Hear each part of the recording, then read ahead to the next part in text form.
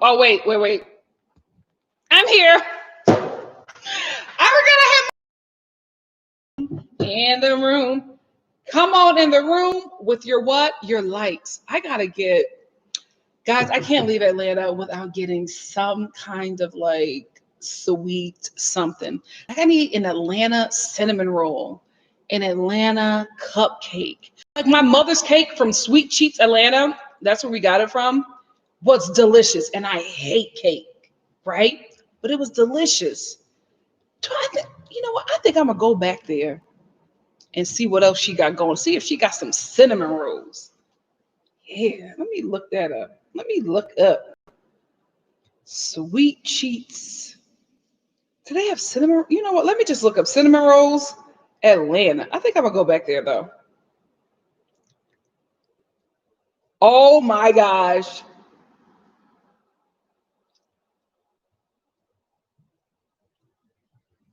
I have an audition. Listen, right? My agent called me, but she called me from a different number, and I hung up on her. She just sent me an email like, I called you and you hung up on me. If I don't have your number saved, I'm not answering. I'm not answering. Y'all know I'm still ducking and dodging Navi, so I'm not answering that phone. She's like, do you want to audition for this? Girl, yes. I'll respond later because I feel like if I say yes, she's going to ask me to have the tour during the time when I'm busy. I'm booked and busy on YouTube right now. I hope she's not watching this. Oopsies. You know what? Let me call my manager. I'm going to ask my manager to respond to that. Hold on. Y'all all in my business. Listen, we're alive. This is how it goes. This is how it goes. Let me contact. Hey, my love. I'm currently doing a live right now, right? So I can't respond to this email, but I just got an email from my voiceover agent, and they want me to do this audition, but I'm on live. So I can't do it right now. Can you respond and give me a time to do it? I'm probably going to be on this live for like an hour and a half. So if you can respond to them and give them a time after that, I would be so thankful. Thank you. Love you. Bye. Doing what I gotta do. Doing what I gotta do. Oh wait. Also, don't leave without saying goodbye. Okay. Love you. Bye. If you don't know, my agent is also my manager is also my sister. So, and she's leaving for work, and I won't see her because I'm gonna be when I leave, she won't be here. So I'll leave before I get to see her. So anyway, that's taken care of. Welcome to NikkiStar TV's live. Oh, I have my life. Hey, Coco Bean, I love your name. Shannon Van is back. Shan, I just don't like cake. I've never liked cake. Black people, throw your tomatoes if you must. I don't like cornbread. My grandmother, so disappointed in me. She was like, "You don't like cornbread? We come from Savannah, Georgia. How don't you like cornbread?" I don't. I just don't. It's not good. I don't enjoy it. But I will tear the hell out of some pie. Any pie. I love it. Except for savory pies. I love sweet pies. I love cinnamon rolls. I'm a dessert girl, but I just don't like that other stuff. I'm not a cake. I'm not a cake. I'm not a cake person. But Sweet Cheeks in Atlanta, they made a delicious cake. I had like 3 servings of that, and I don't like cake. I don't like cake, but that cake was good. That their consistency, it worked for me. Yes, thank you. It's Latasha. Happy Wednesday, everyone. Let's get into the mess.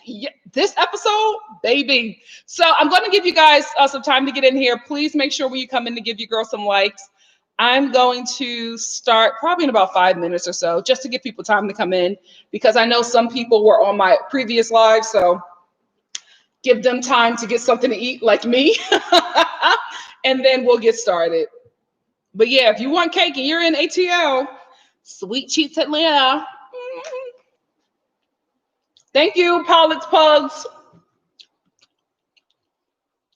I'm eating it now, Nicole, because this is the thing, right? My mom hates when I do this. I'm sorry, Mom, but I'm hungry. So after I got off the live, I put my macaroni and cheese in the microwave. I put it on for too long. So when I got the freaking thing out the microwave, I needed like 5 minutes for it to cool down. So I was only able to have like 2 bites before I started this. Hey, Dwayne. Is that how you pronounce your name? It's beautiful. Beautiful. Simply Simone. Public Bakery. Simply Simone, is that out here? Is Public Bakery? Oh, no. I'm going to stop keeping them audio messages because I sent to my sister/manager, I sent her my message and she kept them. Don't be keeping my audio messages to use against me in a court of law. I'm going to stop doing it. I'm going to stop doing it. Anyway, what does Simply Simone say? Public? Are you talking about Publix Bakery or Publix? What is that place called? Let me tell you something. I love Kroger. I love Kroger. The Kroger markets out here, love them.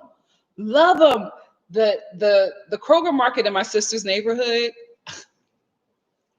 I've been there so many times. They know me because I just love it. I feel so eat, pray, love in that market. I have my little cart.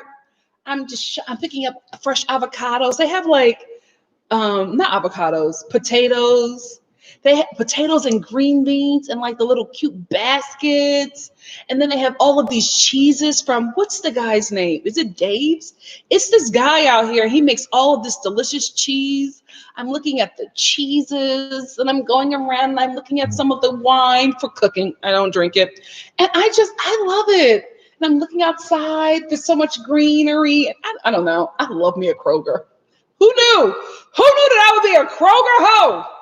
You better watch out, Whole Foods and Trader Joe's. You got some competition. Y'all about to lose me. Y'all about to lose me to Kroger. Thank you, Simply Simone. Yes, Andy, you're blessed. Thank you so much. Booked and busy, D-Mac. I totally forgot about that audition. It's a voiceover, though, so it won't take me long, and it's not like, it'll be 5 minutes. Thank you, guys, for the congrats. Yes, Marissa, you made it.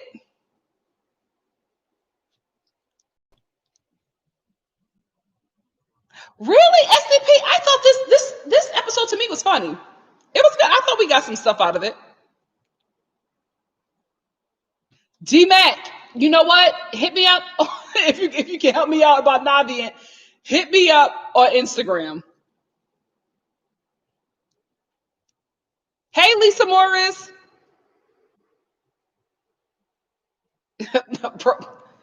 Procyan.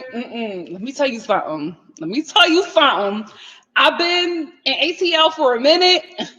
The Real Housewives of Atlanta, that season is going to be good. Girls, some messes on the streets. These girls are working for that check this season.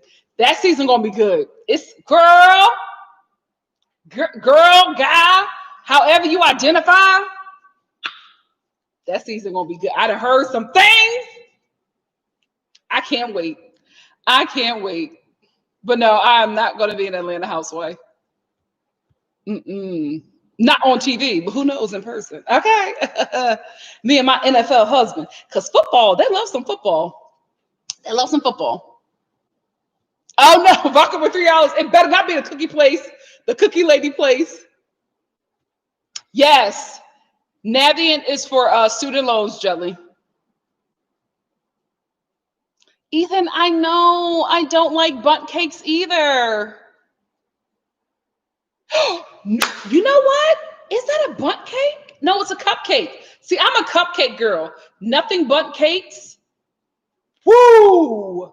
Those cupcakes are delicious, especially the cinnamon swirl pecan, that lemon one, and that strawberry one. Baby. Now that the local nothing but cakes in my neighborhood. Oh, they know me. They know me and my mama well. Any celebration, I'm there. Can I get a dozen? Thank you.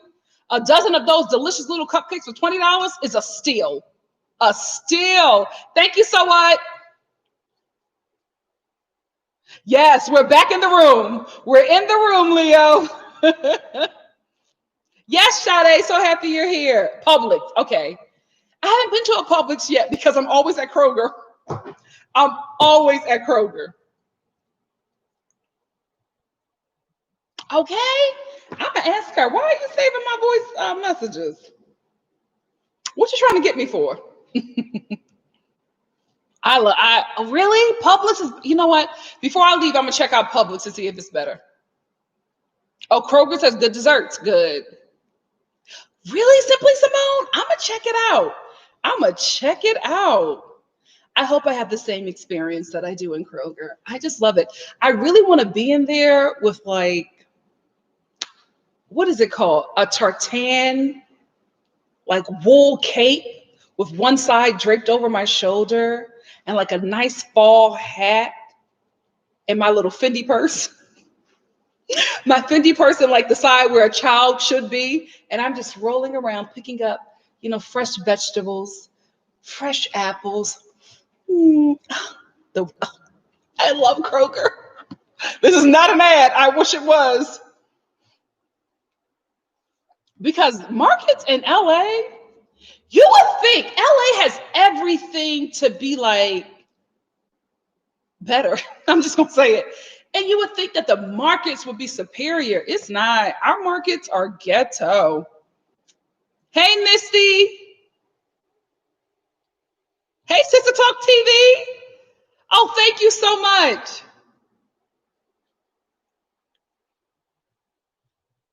Oh, Lord, we got to get Devos out. Well, Simply Simone, they did not call me the entire pandemic. And then, like 2 weeks ago, they've been on your girl.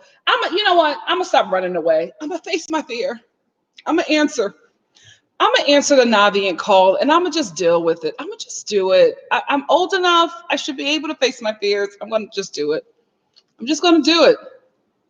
Yeah, I'm not a cornbread person or cake. I can't. I can't do it. Oh, should I get a sandwich from Publix? Is it called Publix or Publix? No, I'm gonna call it Publix. Publix just does not sound appetizing. CC Freak, I don't know what Quick Trip is. Really? Everybody is telling me that Publix is the place to go. I'm gonna go. I'm gonna go today. Oh, congratulations, Simply Simone. She graduates in the spring. Congrats. What time is it? Okay, Mama gonna get started. Are we in the room? Are we coming on in the room? Come on in the room. Sorry, Mom.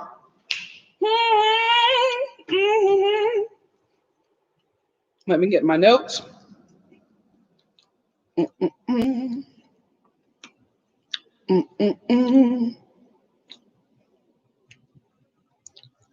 Oh no, I gotta go back. I gotta go back, Safari. Can I just look it up this way? Crap. Has Southern Charm started? Cause y'all know I want to watch that. Has that started?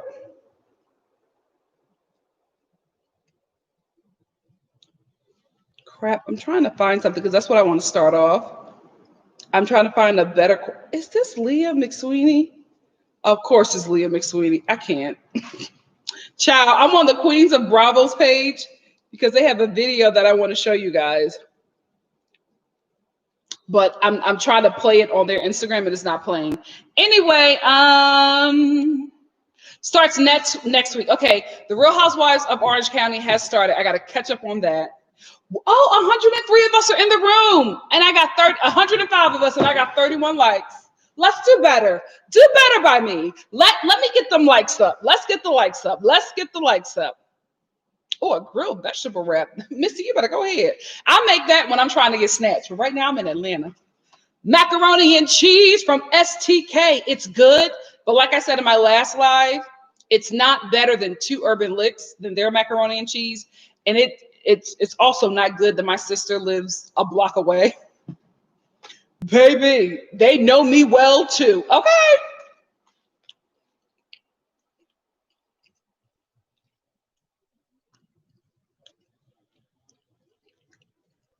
Kaya Peters, I haven't watched The Bachelorette. That's the only reason why I'm not doing it today. I haven't watched it yet. I have to watch it after because my sister has internet TV, so I can't watch it live. But I would have to like wait for it to come on online, and I hate. Let me stop saying that because I might have to work with them.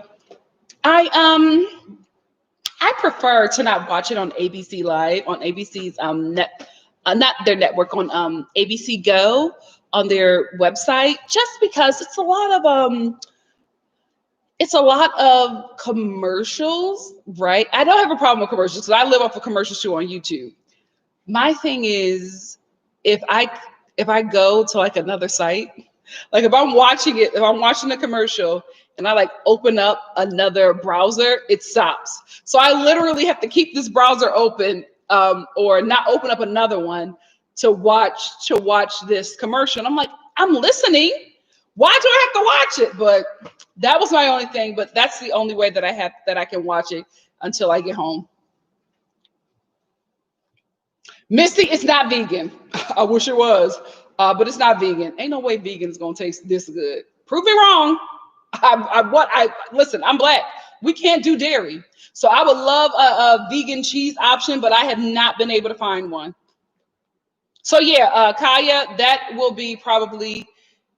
Will it be tomorrow? No, I'm traveling tomorrow, so you probably won't get Bachelorette until Friday or Saturday. Thank you, D-Mac.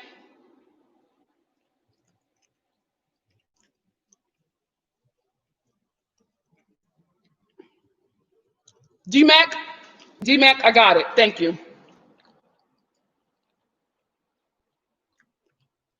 Thank you, Kaya. You know what? Everybody keeps on saying quick trip. I'm going to try that. I also want to try before I leave Atlanta breakfast something. Depot. It's something about breakfast in Atlanta. I want to try it. Cammy, I haven't tried Slutty Vegan yet, but I will. All right. This macaroni and cheese is so good. I'm gonna leave it alone because I had enough. I have enough nourishment. I got my Atlanta Breakfast Club. Thank you, CC Freak. I have enough nourishment to do this. Yes, Atlanta Breakfast Club. Missy, I haven't tried Dennis's hot dogs because one, I don't like hot dogs, but I did want to go just to check it out because my family wanted to go too, but the line. I'm sorry, I don't do lines. I don't do lines at clubs. I don't do lines at Disney, and I'm damn sure not doing no lines for no hot dog that I don't want. So yeah, the lines are always crazy. So I always get deterred from stuff like that. So when I come back, I will definitely try it out. Yeah, let me tell you something. The Kroger, your markets in the South, superior. Superior.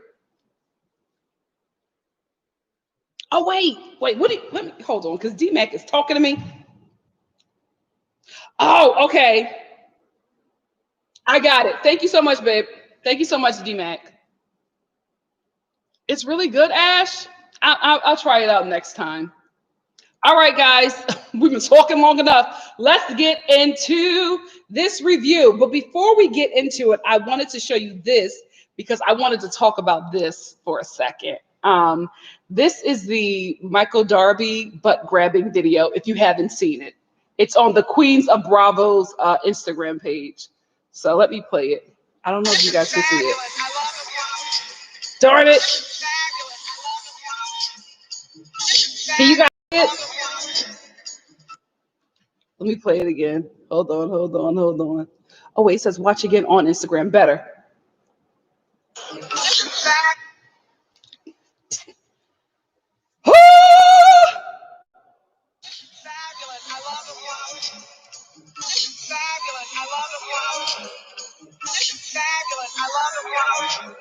Can y'all see him?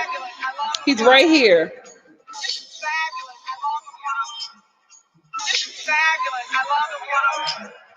I hope y'all can see it, right?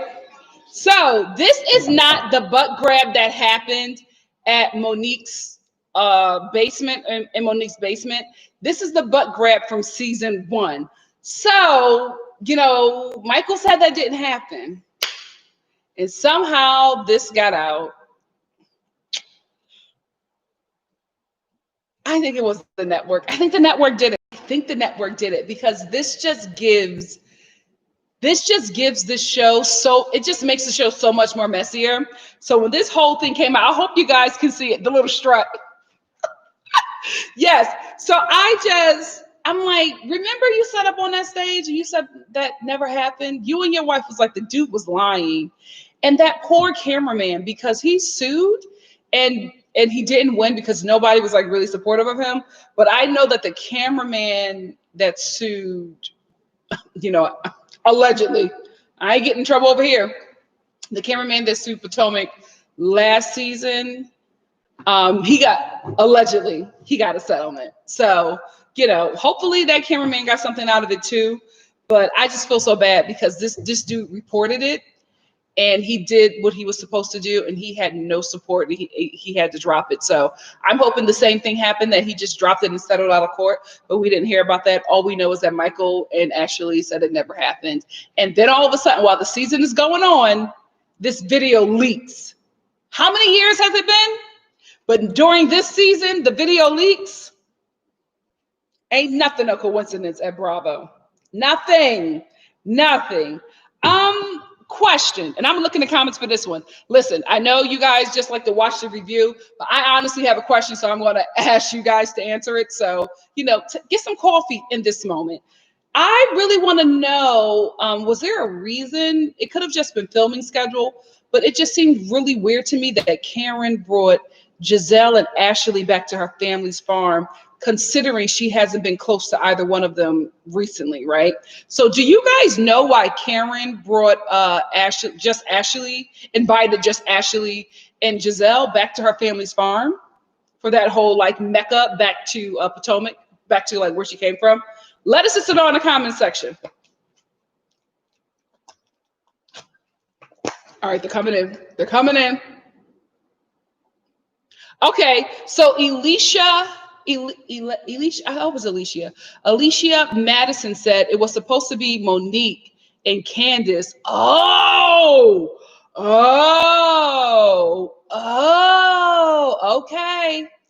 Okay. She wanted to bring Monique and Candace, but she couldn't because of the fight. Well, that makes sense.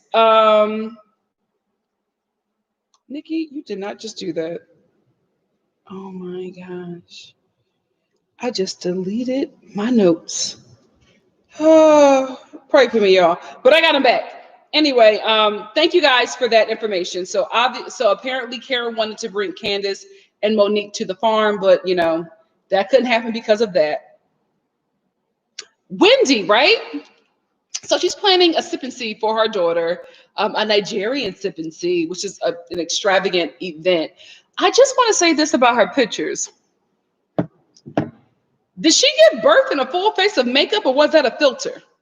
I was looking at that picture and I was just like, did you just have the baby and your face is beat? Listen, if you can do it, go right ahead. I just feel like the last thing I would be thinking about is makeup. But she had a full face of makeup and was holding the baby up like, oh, Wendy, you're an interesting character.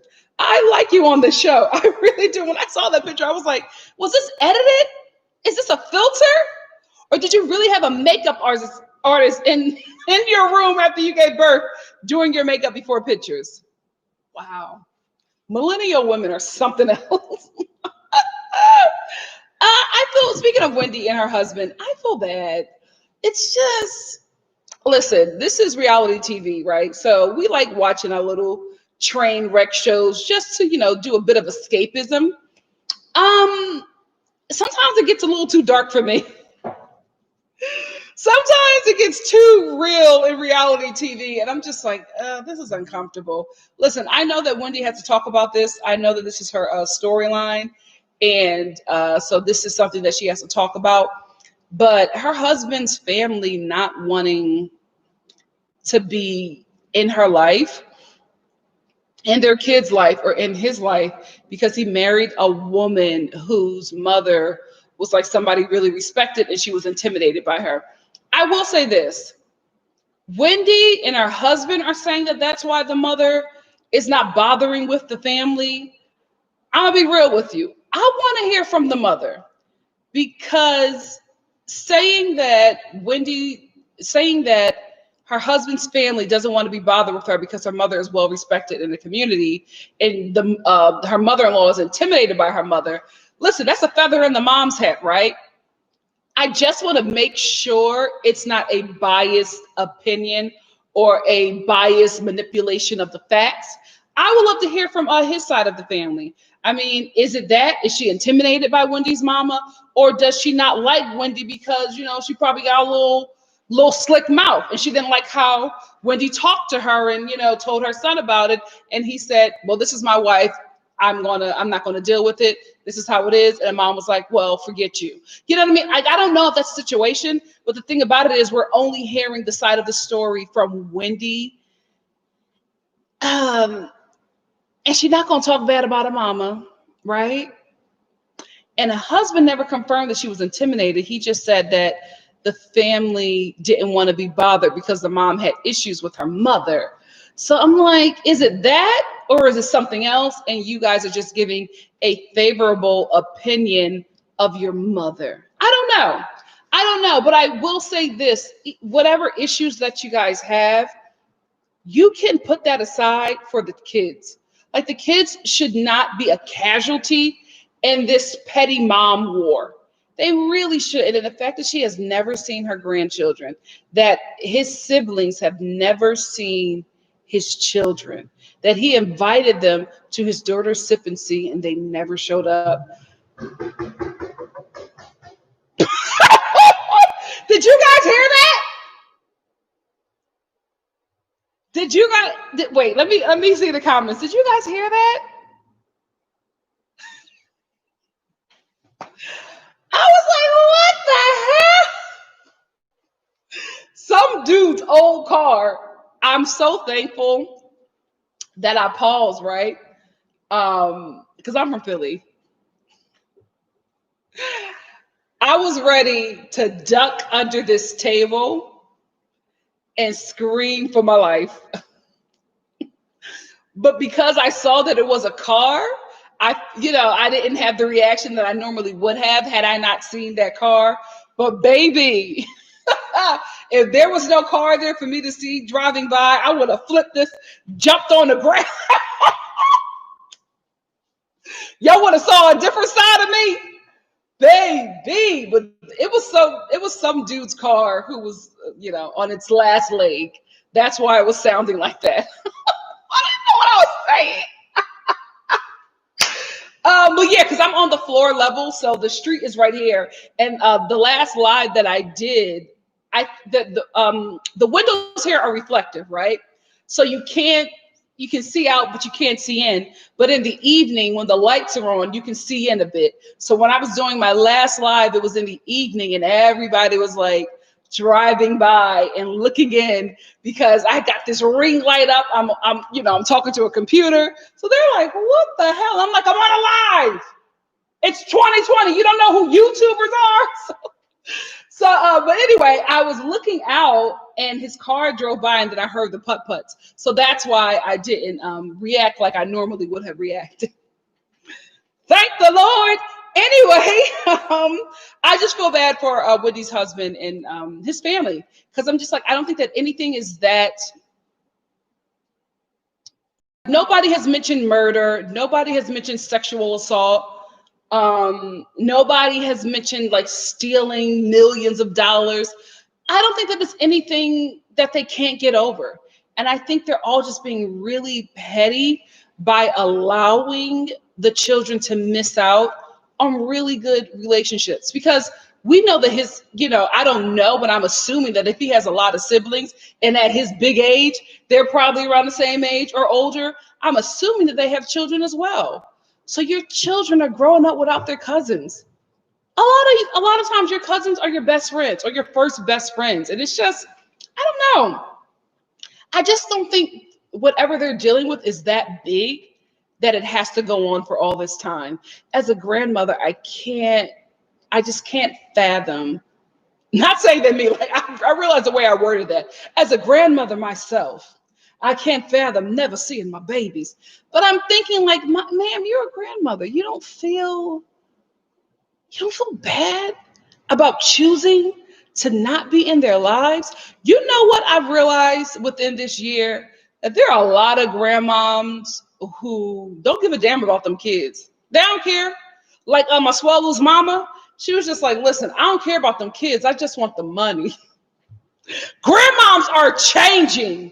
They are changing, man. The image, the idea of grandmoms of just, being these sweet matriarchs, baby. The grandmoms today, I ain't watching them kids. I don't feel like them kids. I just want to check every month from you. I don't even got to see you or your wife. I just want to check so I can go do my bingo and live my best life. Do a little shopping spree at Ross. I'm not watching them damn children. You know what I mean? Like the grandmoms today are different.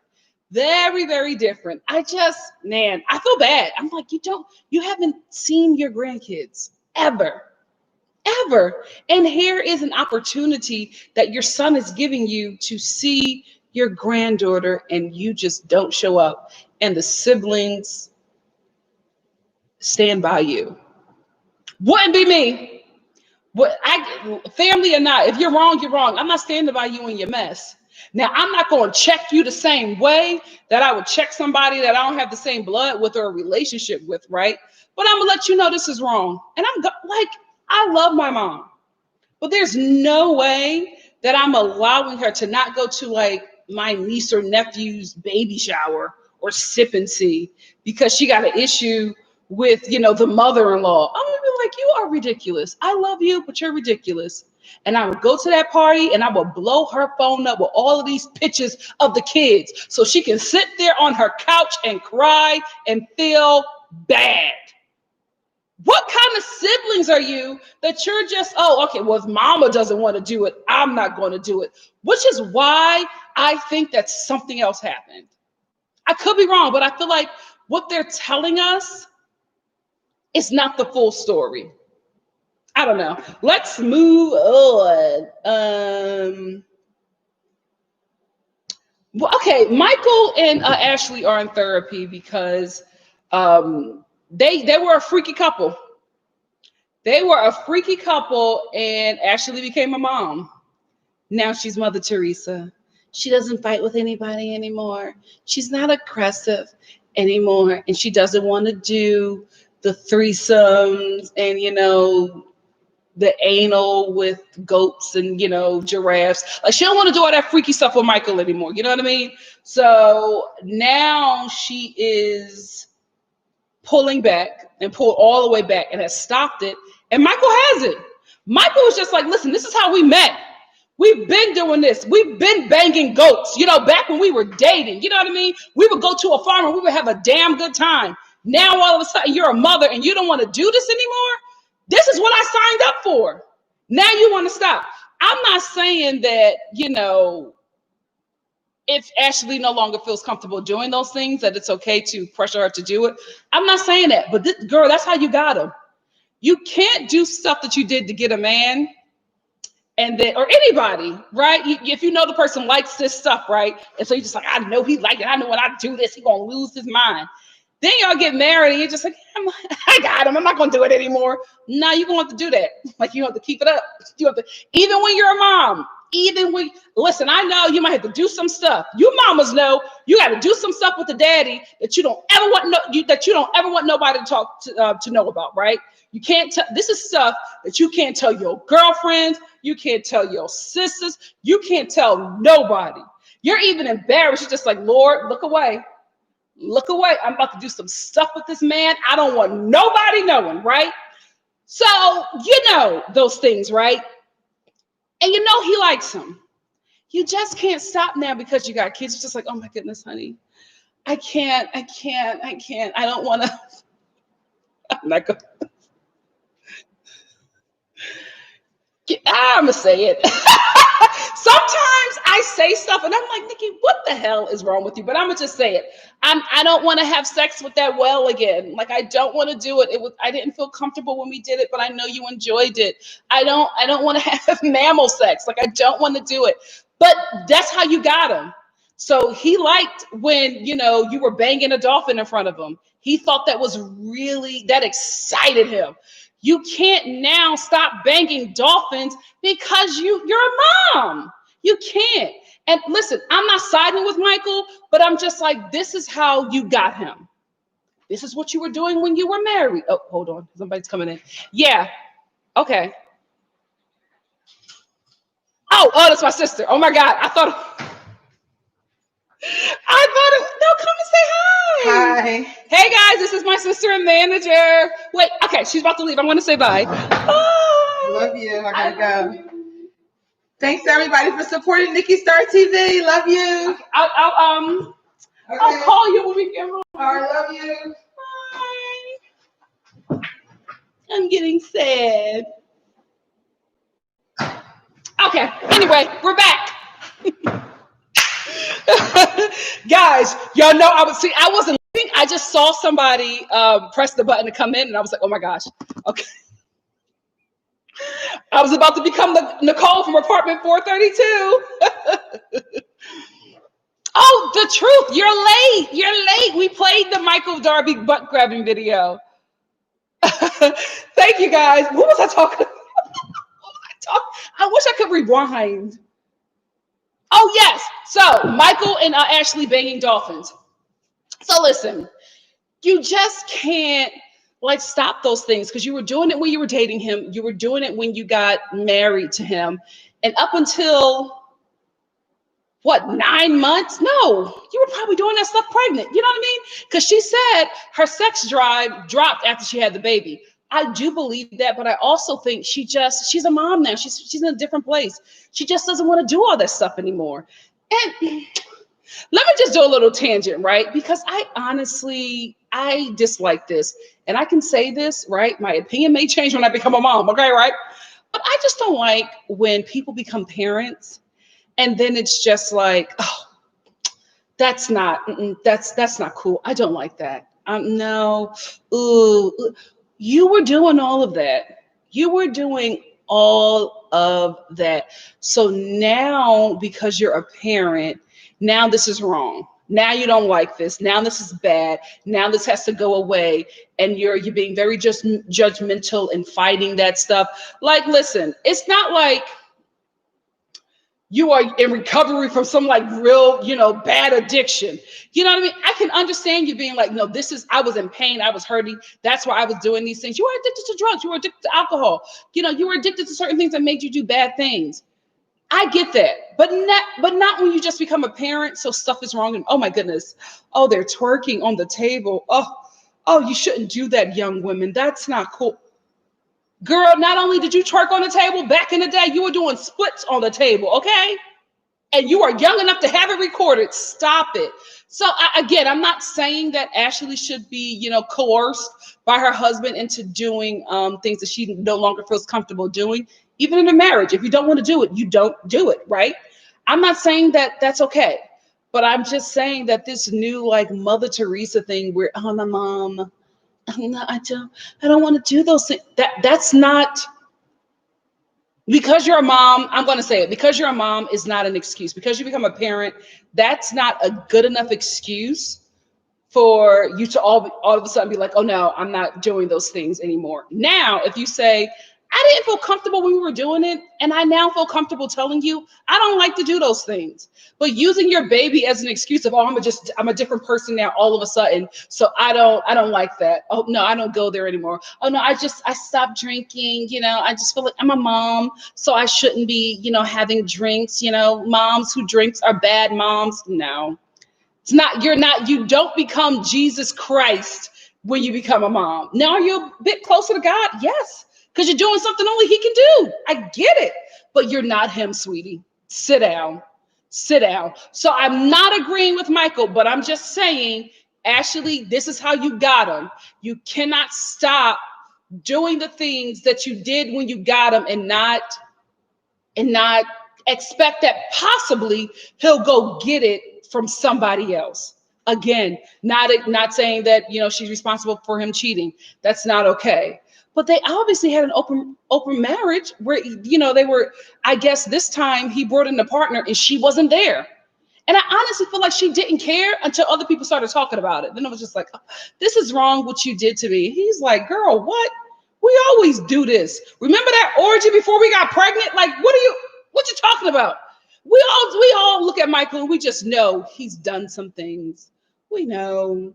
We know he probably, you know, wants somebody to like shove a candle in places that a candle shouldn't be. You know what I mean? We all know that he probably likes you to bite him and draw some blood right before he orgasms. We see it. We see it. You know what I mean? We you know, he probably drink my blood. Shove me with the candle. Just sick stuff. We know. We know. No shade. I'm not judging you if you do like vampire stuff. I get it. I'm lying. I don't get it. But, you know, I'm not judging kinks. But I'm just saying, we all know, just by looking at Michael, he's done some things.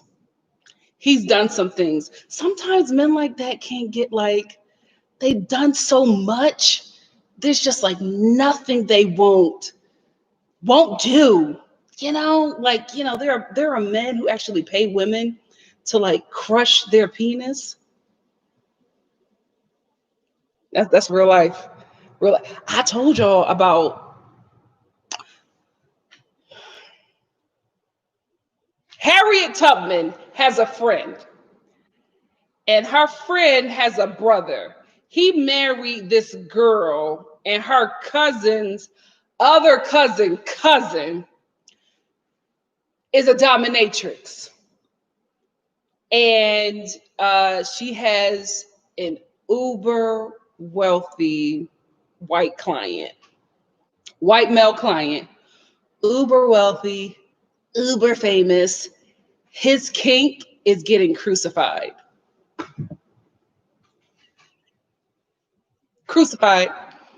His kink is getting crucified. So he, you know, he pays her. This is what Harriet Tubman told me. That this man pays her up to $60,000 a session to crucify him.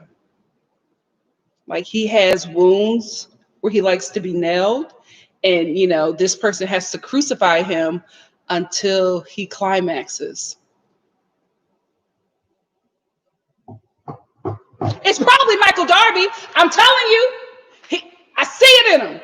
I see it in him. So all I'm saying is, you know, you can't make him the problem now just because your mom was just like, oh, I don't want to do those things anymore. Well, that's what y'all was doing. Y'all was doing all that stuff together. Like, you can't like switch up now because you're a mom, because he's a dad. He's been doing this stuff when he was a dad. So his thing is like, I've been a father longer than you've been alive. You think I wasn't banging goats then? I probably banged a goat right before my son's baby shower. This is his stuff. This is his thing. This is what he does. I don't think we should make him the bad guy because the marriage that he has is no more. That's what it is. Like, he has to do a new marriage with Ashley. And I don't think that man really want to be in it. You know, Ashley trying to get out. So is he. He wants a freaky wife. He wants the freak back. And he don't want the, you know, normal freak stuff. Like, oh my goodness, tie me up. Oh, he doesn't want to tie you up. He wants to, you know, choke you till you pass out. And then use that thing, that emergency thing to pump your heart to bring you back to life. That's his thing. You can't not, you know, I don't want to die during sex anymore, honey. Yeah, you did it before. Y'all were doing it for a long time. He's not the bad guy because you switched up the relationship. You like, I'm just saying she has to take some responsibility in it because you switched up the marriage without consulting him. So he, you know, did something that was wrong. He went outside of the marriage without your knowledge, and got caught. He definitely slept with that girl, Ashley. He didn't get drunk and fall asleep. They did some stuff that y'all used to do. He's like, oh my goodness, my wife is a mom now. She doesn't want to do it. She's Jesus Christ. I gotta find somebody a little devilish and get my kinks off. Do what he has to do. I am a bit confused because I don't know how, and I'm not fully understanding how his father abused him, because he talks about abuse, but I think he was just saying that I'm gonna go to the comments. Did the father beat him? Or was he just overbearing? I don't really know what it is, but in therapy, he was saying that because of those issues that he has with his dad, he doesn't express issues that he has. He just takes them all on his own, and then he does bad things to like deal with it. So I'm honestly thinking that Michael didn't like that Ashley switched up the marriage on him, and he was unaware of that. Because I honestly think that if she said that at some point the stuff that we do is going to have to come to an end, I don't think he would have married her. I think he, thought that he had somebody, he probably found a young girl that he could train to do the things that he likes. And I think a young destitute woman, you know what I mean? Like a young woman who was in a destitute situation. He probably trained her up to match his freakiness, or, get to the point where she's okay with doing the things that he likes to do. So he felt like, because she didn't run away, you know what I mean? When I brought that horse in, she didn't get scared, right? She was okay with it. She did it. So he felt like he found his partner for life in that situation, but then Ashley changed it, right? I do think that if he knew that would be the case, I don't think he would have married her. I do think that Ashley knew that would be the case, though. I think she was just like, you know what? I got my baby. I'm working on another one. I can get out of this. Listen, I've never done it before, but at some point, you're going to get tired of banging a horse. At some point, you're going to be like, I don't want to do this to my reproductive system. So that's probably what happened. But still, Michael isn't the bad guy. Michael isn't the bad guy. I think Ashley knew that she wouldn't do this for the rest of their marriage. I think she knew. I don't think she was okay with the stuff they were doing in the beginning. I really don't. I think all of the stuff that was introduced into the marriage was him. I told you guys, I thought it was the same thing like Countess Luann. Remember when her marriage was falling apart and she finally told the woman, she was just like, I was in, child, whew, thought it was my agent. Hope you're not on this. I thought that when the Countess was talking to the women, she was just like, listen, because they were all like, oh my goodness, the Countess was in an open marriage. She finally told them, she was like, listen, ladies, my husband was in an open marriage. I wasn't. I didn't want an open marriage. My husband wanted an open marriage. He's a count. I was young. What was I going to do? I think that's the same thing with Ashley. I think, it's the rich guy who is taking care of her. She don't come from nothing. Her mama taught her the game. This is how you get ahead in life. And I think that's what she went into. But I don't think she was ever okay with that stuff. I think she had to be okay with that stuff because, when was a next trick going to come for her that was this wealthy? Who knows? Is a millionaire is forgive me, I'm from LA. Is a millionaire like a lot of money in Potomac? Because when she was going back and forth with Candace, she was just like, yeah, well, my husband's a millionaire. I don't need the money. And I was like, that's it? He's worth $1 million? Okay. Not saying that that's not a lot of money, right? But I'm just like, I just feel like I've been in LA way too long. And I'm just like, $1 million is not enough. It's not enough. It's not, after your mortgage, after you pay your dues and your bills and taxes, you're 100 there. So maybe a millionaire is that's like really prestigious in Potomac, because that's probably, the money is probably different there. Not like it's another country, but I'm like, like Atlanta, the money probably stretches a bit more in Potomac than it does in LA. But I was just like, girl, a millionaire is attainable. We looking for billionaires. We looking for trillionaires. We looking for not even a multi-million. How many millions? How many millions you worth? A millionaire? I'm not banging a horse for a millionaire. I'm not doing it. I'm not doing it. Get that donkey away from me. You know what? I wouldn't do it for a trillionaire either. But I'm just saying, like, that's it. Oh my goodness. He ain't even got NBA money. He ain't even got bench warmer money. Girl, not enough. Not enough. Anyway, keep the likes up. Karen and Ray, like, I'm not going to talk about them a lot this season, and I told you guys why. I'll just say it again if you're new here, because the subscriber count is growing. Thanks, guys. Thanks for liking, commenting, subscribing, and what? Sharing.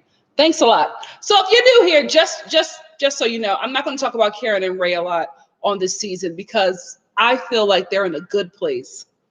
I feel like they're in a really good place, and I think they're faking marriage issues to distract us from their finances. That's what I think. I could be wrong, but that's what I think. Guys, I got to take a break. I've been talking a lot. It's Dr. Pepper time. It's lip smackers, Dr. Pepper time. I have had this in my purse so long that the look at these Maybelline lips. That the packaging is coming off. But this is Lip Smackers, Dr. Pepper.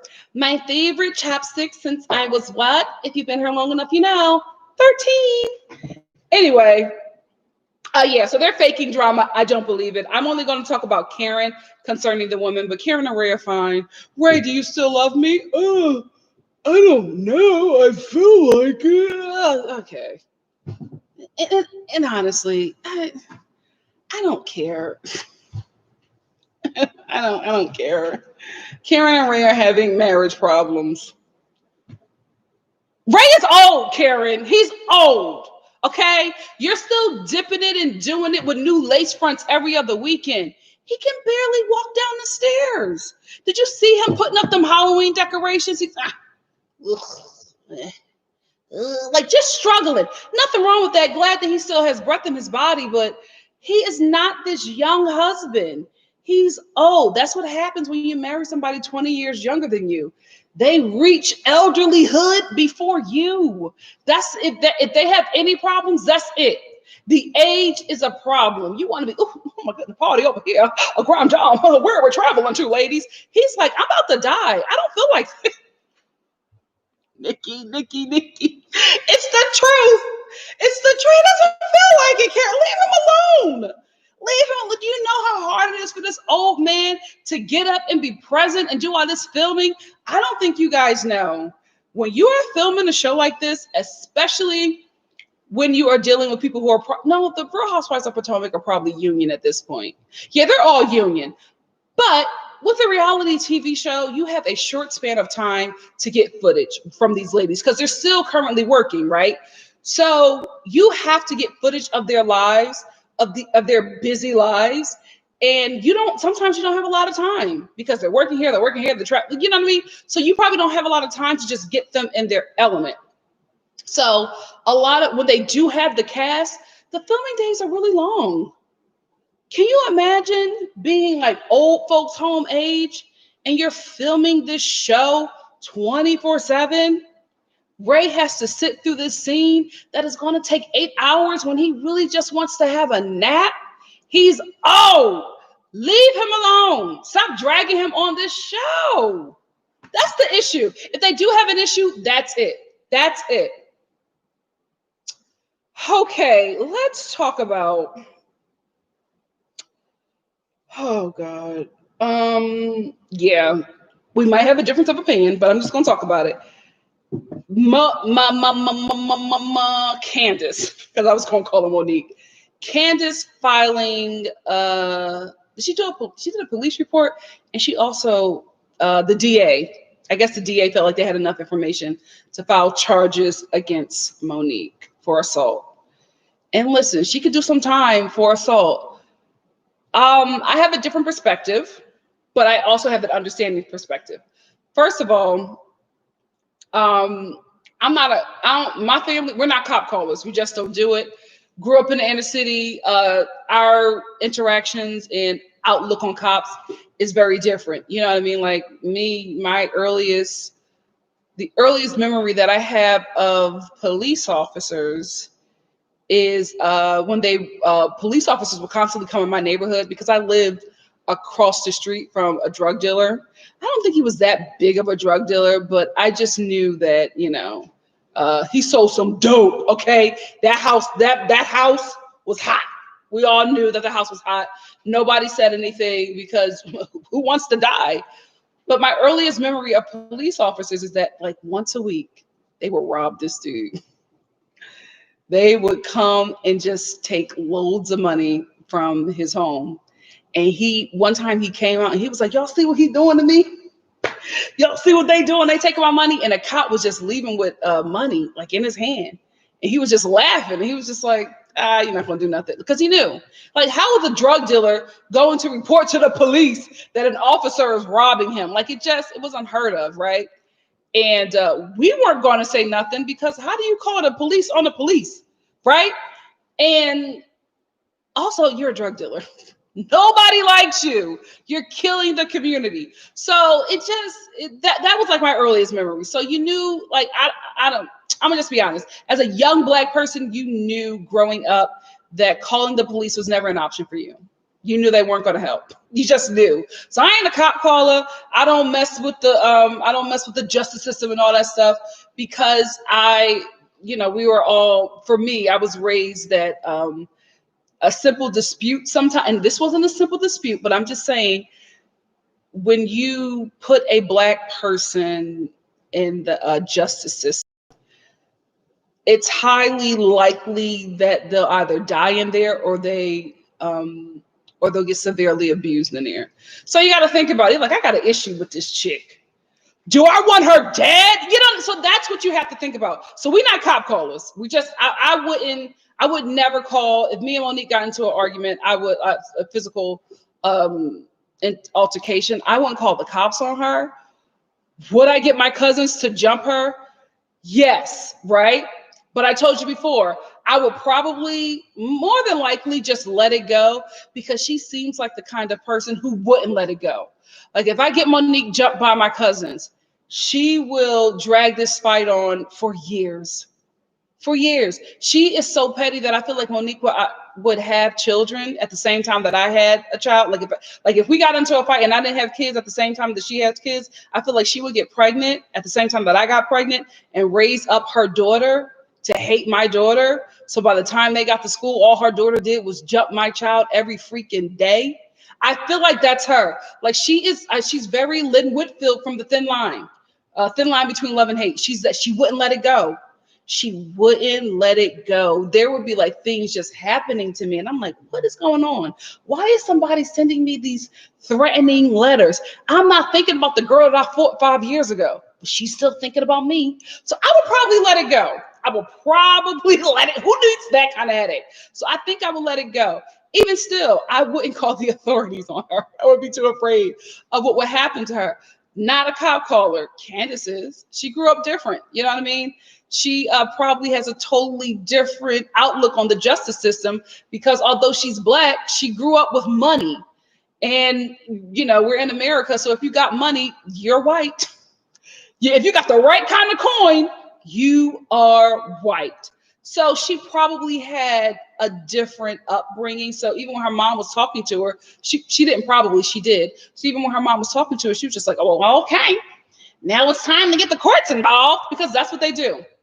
That's what they do. So hold on. Procyan, thank you. Procyan sent me a super chat. Procyan said, love your reviews. Candace lost me with the post-it notes. So I am over this whole situation. I get you. Thank you so much for the super chat. So although I wouldn't do it, that's how Candace was raised. So she is going to do something like that. And again, I don't think I can or anybody else can tell Candace how to handle that kind of situation because we weren't assaulted. You know what I mean? So like somebody like me, if I'm assaulted, I'm just going to fight you. You know what I mean? If I'm losing, I'm gonna get a brick and I'm gonna, cut your forehead up to the white meat. Something petty like that, right? Not if it's Monique. I'm dead serious. If it's her, I'm gonna let it go. You gotta let stuff like that blow over. She wouldn't let it go. Candace is different. You assault me, I'm going to my lawyer. We're going to court. There's going to be a trial. I'm going to get up before the judge and cry. I'm going to talk about my trauma. You're probably, if you never, have assaulted anybody before, you're probably going to do 6 months of probation, right? While you're doing your probation, Candace is going to come back with a civil suit because now she got a brain injury. Now she has trauma. Now she can't go outside without her head hurting her. Now she has migraines. That's how Candace was raised. So I don't get it. It's not for me, but that's who she is. So I can't be like, oh girl, you're wrong. It didn't happen to me. It happened to her. Monique beat in the cranium of the right one. This is how she handles physical assault. Can't get mad at the girl for doing what she thinks is best for her. So yeah, like the other ladies, I don't want Monique to go to jail. And Candace Giselle was like, oh, we don't want her to go to prison. Candace was just like, oh, we don't. We don't. Listen, Monique was absolutely wrong for putting her hands on her. I feel like she made it worse when she didn't. I won't say she made it worse. I will say that the pastor intervention came a little too late. If that happened right after and Monique was able to get to that revelation, maybe she would have reached out to Candace a bit quicker. But I think too much time has passed, and Messy Robin told her that Monique wasn't remorseful for beating her up. So that just ignited, rage in her. So now she's looking for revenge. She can't beat you, but she can get you locked up. You know what I mean? She can get some money out of you. That's how people like Candace fight. So they don't fight physically, they fight in the courts. Getting into something with somebody like that is worse. I'd rather get into something with somebody who just throw hands. I don't want nobody who throw around the freaking justice system. Hell no. I ain't got the coin to fight you like that. I'll let that go. Let it go. So let's talk about the sip and see. First of all, before we move into the sip and see, I will say this episode, I was very proud of Robin. Doesn't happen often. But I'm very proud of her because she finally started to hawk product to the audience. Like what? 1.8 million? No, they're not doing Atlanta numbers. I think even still, 1.2 million people are checking in to watch this show. Why don't you have anything to hawk? I feel like every housewife should have something, some kind of business, a t-shirt line, a hair line, fitness, whatever. These people are tuning into 1.2 million people across the globe are tuning into you, and you don't have nothing to serve them but mess. Please, I will pull a Bethany Frankel. I always say that to these housewives. If you are not coming on this show like Bethany, you's a damn fool. Bethany made sure she got Andy Cohen's coin before she left that freaking show. Genius. She's set for life.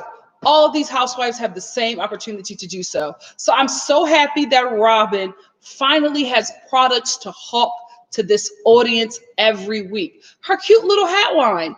I actually thought the leopard hat with the hearts was actually really, really cute. And I'm glad that she had something to sell to us because it's time. It's time. I'm also glad that she's still continuing with the flipping of houses. She's had some bumps, but listen, at least she's getting out there and at least she's doing the work. Because again, I feel like she was trained up to be a wife and a mom. And I think her issues with Juan, made her have to start to, defend for herself. And she's a different woman now in this relationship. And I'm happy for her. I really, really am. I'm very thankful that she's finally hawking products and she's, becoming a woman, a grown woman who's not dependent on, a husband as a provider. She can do these things now. You know what I mean? And she didn't come on the show like that. So I'm glad I'm happy for the woman she has become. I will say this though.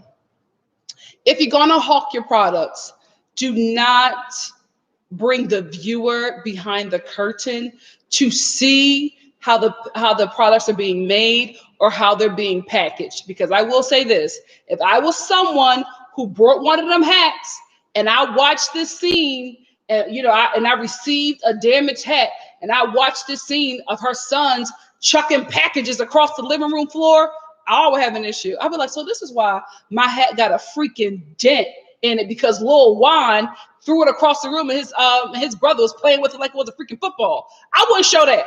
You know what I mean? Don't show the kids helping you pack the stuff anymore, because they're boys. They were having a good time, cracking packages. I was just like, oh my gosh, the baby bust the tape. The baby bust the tape. Somebody is going to get a damaged hat. If you have received a damaged hat from Robin, now you know how that happened. Call up customer service, which will probably, be Robin, and just be like, listen, your son broke my hat. Give me a replacement. Something. That's what I'm saying. Like, I will show my products and how they look. Don't show us the behind the scenes, because I felt some sort of way. I was just like, whose package is that little boy destroying? Did you guys see him? He was he tore that package up. And maybe because, I'm an Amazon hoe and I get a lot of packages. Don't you dare deliver a damaged package to me. Oh, honey, I become my grandmother to the BS. Listen, I'm calling supervisors. I'm calling my state representative. I'm that woman. So if you're sending me something, just know a package better be intact. I don't want to know that your kids, if I go to your Instagram and see that your kid is jumping on packages, I'm yelping. Let me stop. Do I write negative Yelp reviews? You know what? I only wrote 2. And I think I deleted the other one because I felt bad. I was like, you know what? I just didn't have a good experience. I'll take it down. But, the other guy, he called the cop on me. This dude called the cops on me because he sold me raw fish. No, it wasn't raw. It was bad. Something was wrong with the fish. And it had a smell. And I'm just like, oh, no, I'm not eating this. And he was like, oh, no, you're going to eat it. And I was just like, well, call the cops, because I'm not going to do it. He called the cops. And the cop that came was one of his friends. I was like, oh gosh, let me get out of here. So I ended up having to pay $6, and I was able to get out of that restaurant alive. But I kept my review up, and me and that restaurant owner and Yelp, we were in it. We were going back and forth. He was threatening to sue me, and I was like, bring it. That fish was raw. It was bad. You served bad fish. Let's do. I'm telling you, I was in a war with this dude for 3 months. He kept on trying to block my review. Baby, don't try to block my review. I added to my review after that. I would update that review and be like, oh, he was harassing me. Can you guys believe it? And then, listen, I'm going to be very real with you. When I started talking about the harassment that I received, the white soccer moms jumped into my review and they got that thing trending. The white women mobilized, and all of a sudden, homeboy started backtracking. I said, come through, white soccer moms. Save your girl. They helped me out. I'll never forget that moment. It was just one mom. And as soon as she replied, all of a sudden, all the moms on Yelp was like, excuse me? He did what? They were calling Yelp. They were calling the restaurant. I have had an eventful life. Eventful life. And so he stopped, stopped trying to sue me and all of this stuff, because his restaurant just kept on tanking. And then because the review was trending, thanks to the white soccer moms, everybody else who had been to the restaurant was just like, oh, I had a bad experience. He threatened to do the same thing to me. And, they all started piling on to the review. And it just, it was a sight to see. A sight to see. I was getting inbox for months. I was like, have I become the Harriet Tubman of Yelp? Baby! Anyway, so no, Robin, I wouldn't Yelp it, but I would, definitely call about my damaged hat. I don't like damaged packages. I don't like it, because it makes me feel like, and maybe it's the Philly in me, it makes me feel like somebody like robbed my package, like took something from it and was like, or like going through it. I'm that girl. I'm a Better Business Bureau girl. The BBB, Better Business, BBB. They will get it done. They will get it done. Anyway, moving on. Let's get back to, are we going to the sip and see? I've talked enough. Let's talk about the sip and see. You know what? No, let's talk about Candace and Karen because I feel like this is going to be a subplot of this season. So Candace is still in her feelings because she doesn't feel like Karen came to her defense. I think that Karen is trying to play Sweden, like trying to be neutral in this situation, right? But you are being neutral with somebody who did something extremely awful to a person in the cast. And it's like, it's like the celebrities. I'm gonna bring it back to the Chris's. It's like the celebrities who were defending Chris Pratt and getting dragged when they were defending him because his views or things that he has done has hurt people, right? So those hurt people were responding to the celeb, like dragging them. Like, okay, of course he's going to be nice to you. You're rich. You're white. Like you wouldn't get the same treatment.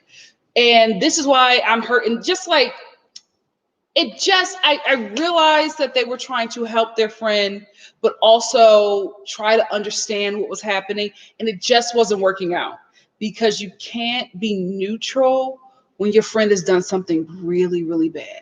Like you can't just be like, well, they're my friend, I'm going to protect them, but I know that they were wrong. When it comes to like an assault, you gotta, not saying that she has to pick a side, but I don't think that she should be checking. I just don't think that she should be as into Monique concerning the situation as she is, especially when Monique has showed, because the women haven't talked to her or seen her since she had that revelation with her pastor, right? So everybody is still dealing with the same image of Monique, who was just like, oh, I'm not remorseful. No, I ain't do that. See, y'all don't hear me. They're still dealing with that image of Monique. And I'm just like, if that is your last interaction with her, you can't side with her. You can't do the, oh, this is my friend and not call out the mess. I think that's the issue with people concerning Karen is that she's defending Monique in a way that she just can't be defended right now because she's showing up aggressive. She's saying that she's not remorseful and people are just like, wait a minute. This is very toxic in this already toxic environment. We can't handle this. She does not know that what she did is wrong. Why are you still siding with her, Karen? Let's be very clear, because whenever it comes to Candace and Monique in this situation, you're not as dogmatic about protecting Candace or defending Candace as you are about Monique. So that's why people have a difference of opinion. Hey. Hey, how long are you gonna be down here? Oh wait, are you I'm sorry guys, my mom is here. Are you ready to go out? I'm getting ready to go out now. Oh, I thought you already went out. No, I'm getting ready to go out now because I had to wait for Toya. Oh, okay. So I have, what time is it? I started this live at about 1:30. So I'm probably gonna be on for like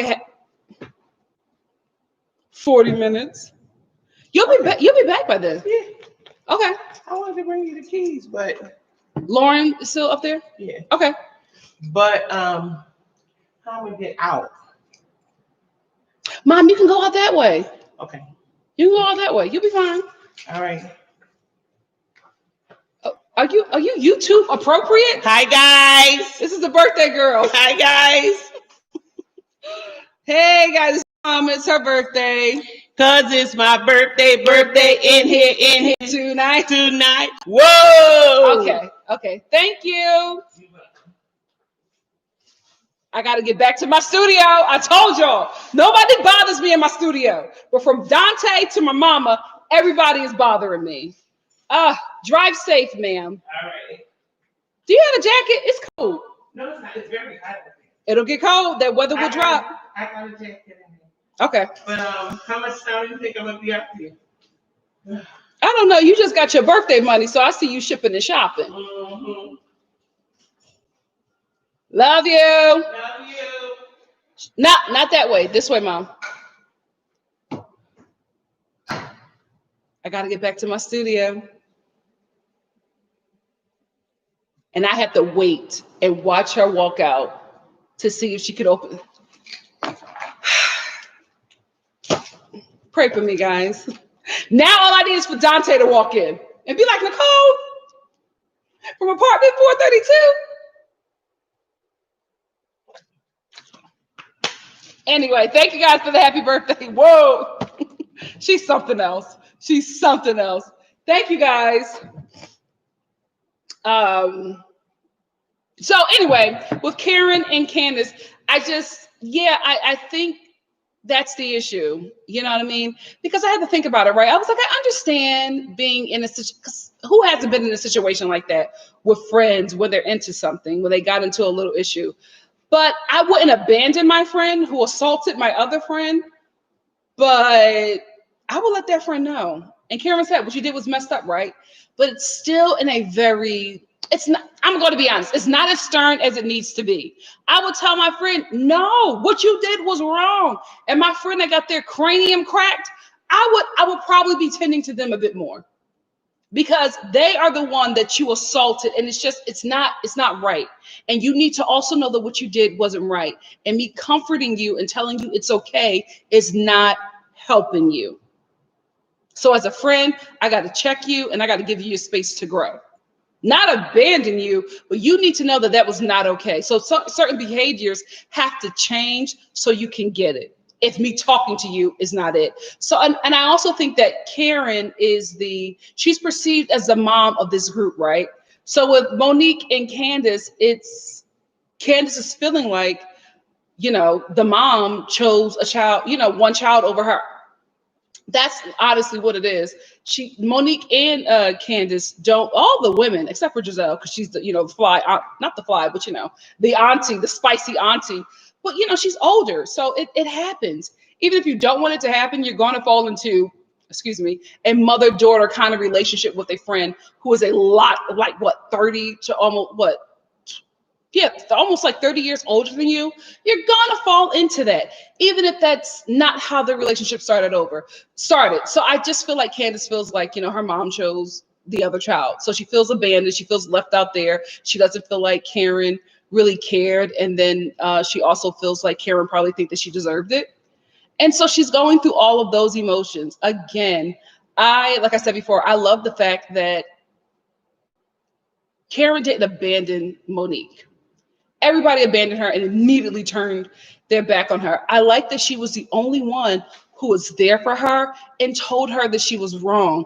I just feel like the issue was after that, she was like trying to bring her back into the group, and she wasn't redeemed. You know what I mean? Like Monique was still in that same place. So it's just like, you're doing all of this. Oh, we got to bring her back in, but she's still in that same place. We don't feel safe. We don't feel comfortable. There's no change. And if you're the person who knows this information, that this is what they need to do, or you can see, like you're telling Candace, oh, if I was you, I would press charges because you know what Monique did was wrong. But then you're getting around Monique and you're not saying that.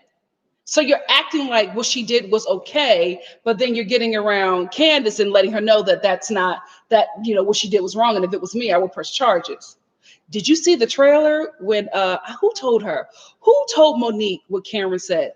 I think it was Wendy. No, it wasn't Wendy. She don't really like her like that. One of them told Monique what Karen said. Did you see Monique's face? I was like, oh my gosh. Is she gonna beat up the grand dame? Is the grand dame gonna get that work too? My God. Oh my gosh. Yeah, so that's the issue with Candace and Karen. Mom chose the other kid and not her. So, all those emotions that come with that is what she's dealing with right now. So, I want to talk about that before we get into the sip and see. One more thing. I just thought about this. Before we get into the sip and see, why did Ashley's mom, also known as light-skinned Loretta Devine, why did she show up on camera? Like this is a thing, guys. Before, like the week before you even film this show, production has to make sure all of the cast of characters who are going to be in this scene is available to film. So I'm looking at this knowing good and well that Ashley's mama told somebody on production, oh, I can film this day. Ma'am, I'm not saying that she should have missed this scene, but I am saying that she should have missed this scene because there was no reason for light-skinned Loretta Devine to show up to film this scene looking like Nick Fury to see her grandkid if she got an issue with her eye. You did not need to be on camera for this scene, ma'am. Listen, if you got a little eye patch thing and you still want to film, fine. But you're showing up to film with this patch, talking about pus and stuff is oozing out of your eye. You could have stayed home. You could have stayed. Then poor Ashley, she didn't know. She saw her mom and she was shocked. She was like, embarrassed. Let's be real. Embarrassed. If you were filming a show and your mother showed up to set with an eye patch. You don't even see her before they yell action. You don't even see her. She walks in the room with an eye patch, saying, "Oh my goodness, it's oozing. I got pus. It's infected." You would be so embarrassed. Like, why in the hell would she pull this stunt, ma'am? You didn't have to film this scene. You did not. You did not. But light-skinned Loretta Devine is not gonna miss any opportunity to stunt on them cameras. She will switch up a wig, wear an eye patch if she have to, but she gonna be on camera. Oh, she gonna show up. Oh God, is somebody walking in here? All right, I gotta act like I'm working. Hold on. I am working, but I can't act like I'm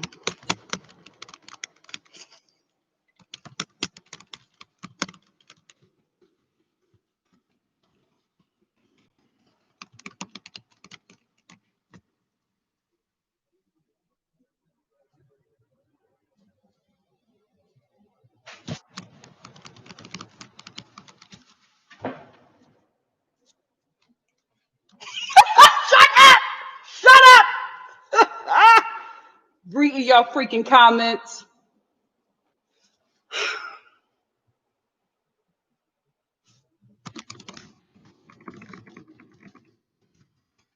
Okay. Coast is clear. Okay. I can't wait to get back to my studio. This is so ghetto. Anyway, yeah, her mother did not have to film that scene. Sarah, just go inside. He keeps on coming out for what? I hope nobody didn't report me. Oh my God, let me hurry up. I gotta get out of here. Okay, we're finally at the sip and see. Listen, do I have it say? Ciao. The getter. I can't wait to get back to my studio. Anyway, can we talk about this outfit?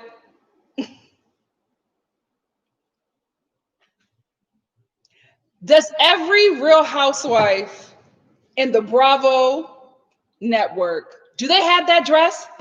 This is the dress that Lisa Rinna wore when she went over to, not Lisa, Erica Jane's home. Robin has this same exact, how many housewives has this dress? Who was the designer? And are they loaning this dress out to, Bravo celebrities? Is that what they're doing? Because when Robin showed up in that dress, I said, here we go. This dress is on another damn network. I bet you it's going to show up on Atlanta, and I know it's going to show up on New York. I mean, was it discounted? Is there a Bravo discount? What is going on? Who's like the pink dress is back. Here we go. Anyway, shout out to Robin. She's doing really good this episode in my eyes, guys. She's starting, she's hawking items to you guys. She's showing up early in a recycled dress, but she's showing up, on time to an event, which is something that she never does. When she showed up and she was like, oh, nobody's here. I was like, oh, this is new for you, Robin.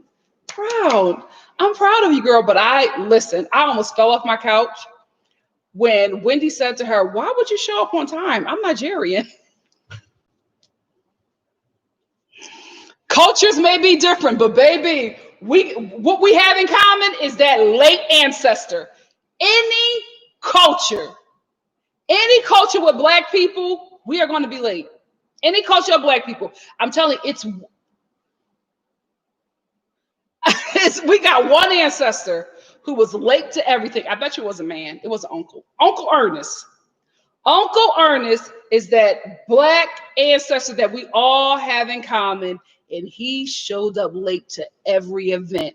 And somehow he has spread his seed through every black person because we don't do it. We say the baby shower starts at 6. It's not starting at 9 because the DJ didn't get there till 8:55. Like, that's just who we are. And when Wendy said that to her, I cracked up. She said, why would you come on time? I'm Nigerian. There were 4 people there in Robin. Proud of you, Robin. Proud of you. You were doing really good this episode.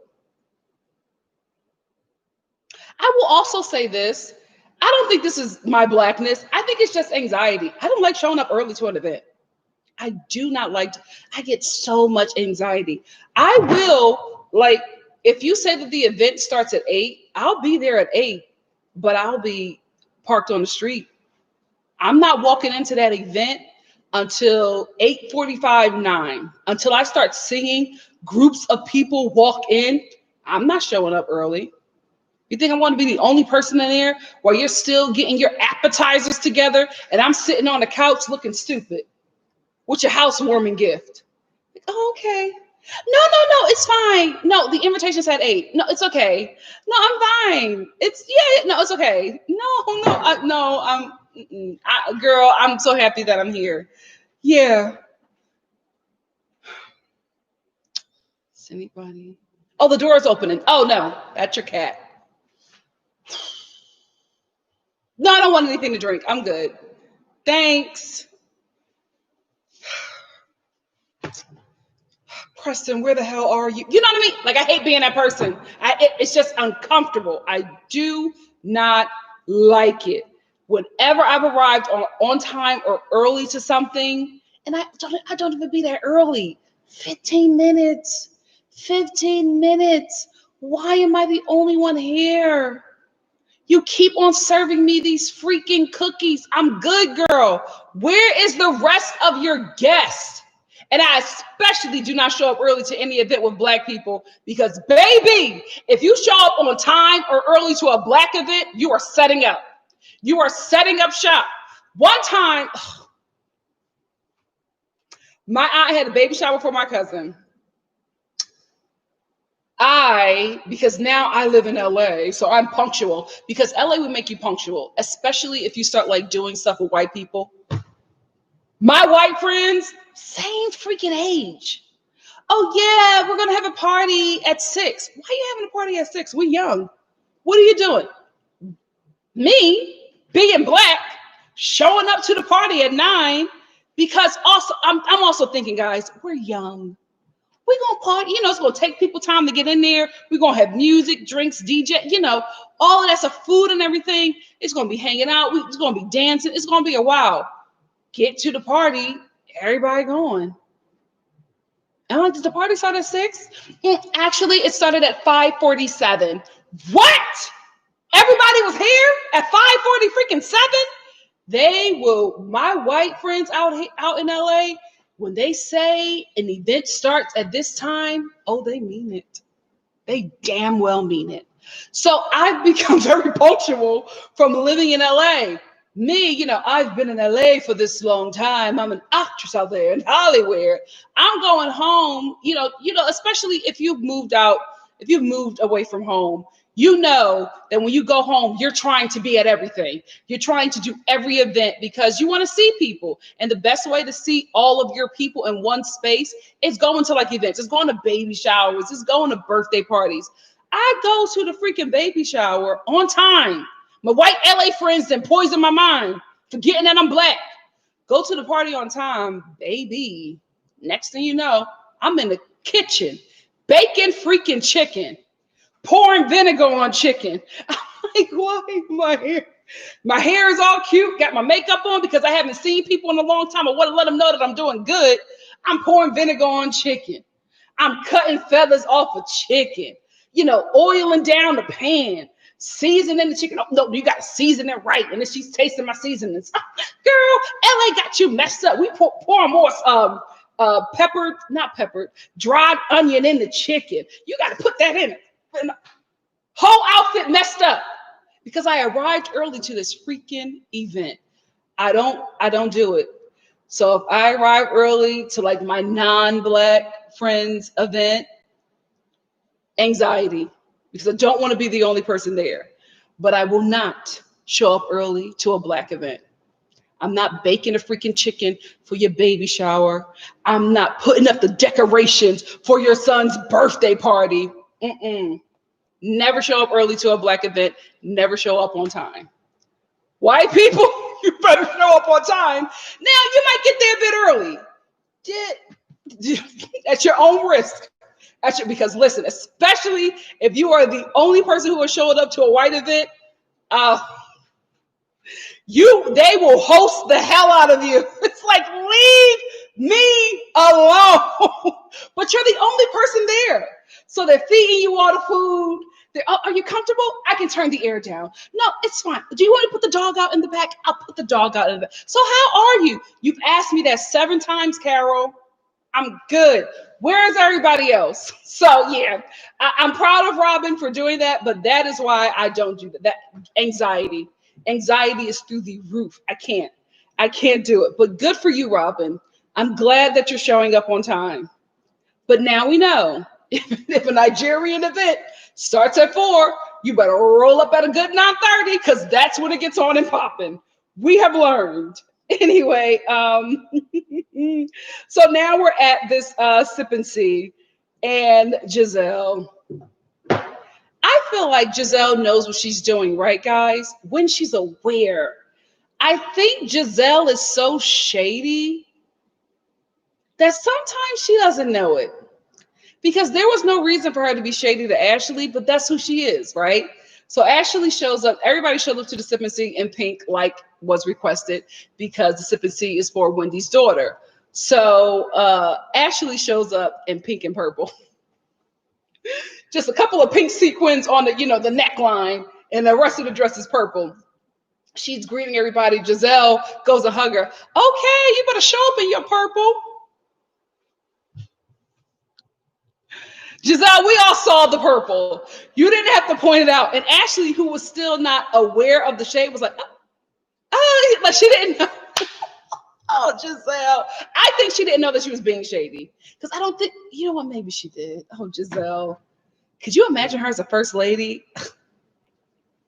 I would have left that church before they brought around the offering plate. Like, oh, no. This is volunteer. I do not have to come here and be treated like that by you. Now, my boss, maybe. But the first lady, hell no. Hell no.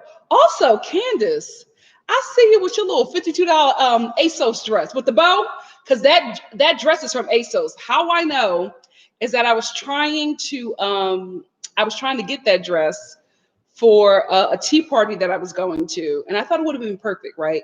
I'm not somebody who wears like, those tiny strap tops, like dresses or tops like that, because I'm blessed, okay? The titties are huge. It is what it is. It's my life. So I don't really like wearing stuff like that, but this dress was so beautiful. And it was $52. I was going to get it tailored, right?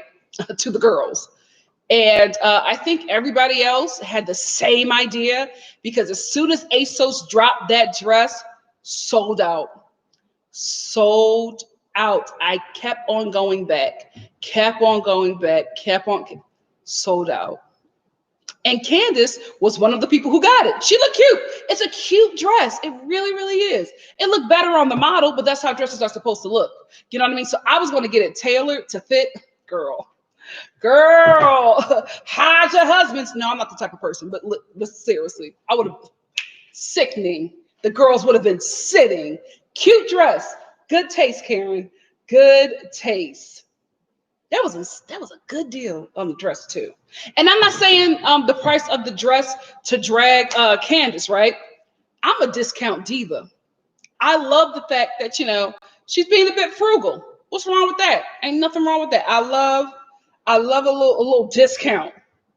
Even when I got a little coin, still look for stuff discounted. I don't know what is it. Is that a part of being a woman? I love a deal. I love a sale. I'm not I don't know what you call it. A bargain. No, I'm a bargain shopper, but I'm not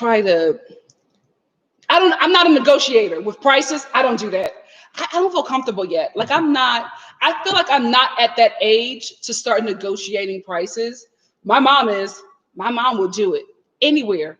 Where were we at? Um, Macy's at the King of Prussia Mall.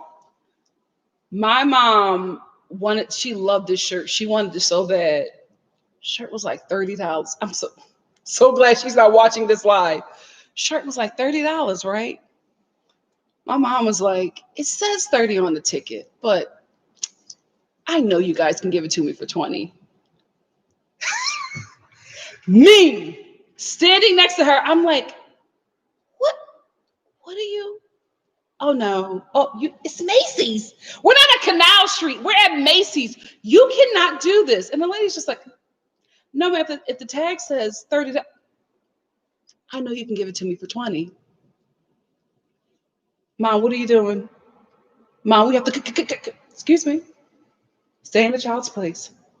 Back to you. I know you can give it to me for 20. Ma'am, it says $30 on the ticket. I can't. I'm sorry. Do you want the shirt? You know I want the shirt, but I know you can give it to me for 20. Mom, can I have the keys? I want to wait in the car. Mom, I'm in bed. Excuse me. Sit down. Back to you. I know you can give it to me for 20. I've been a member, a Macy's card holder since she was in my belly. I know what you can do. I also worked at Macy's to provide for her. So I know you can do it. 20. Well, let me see.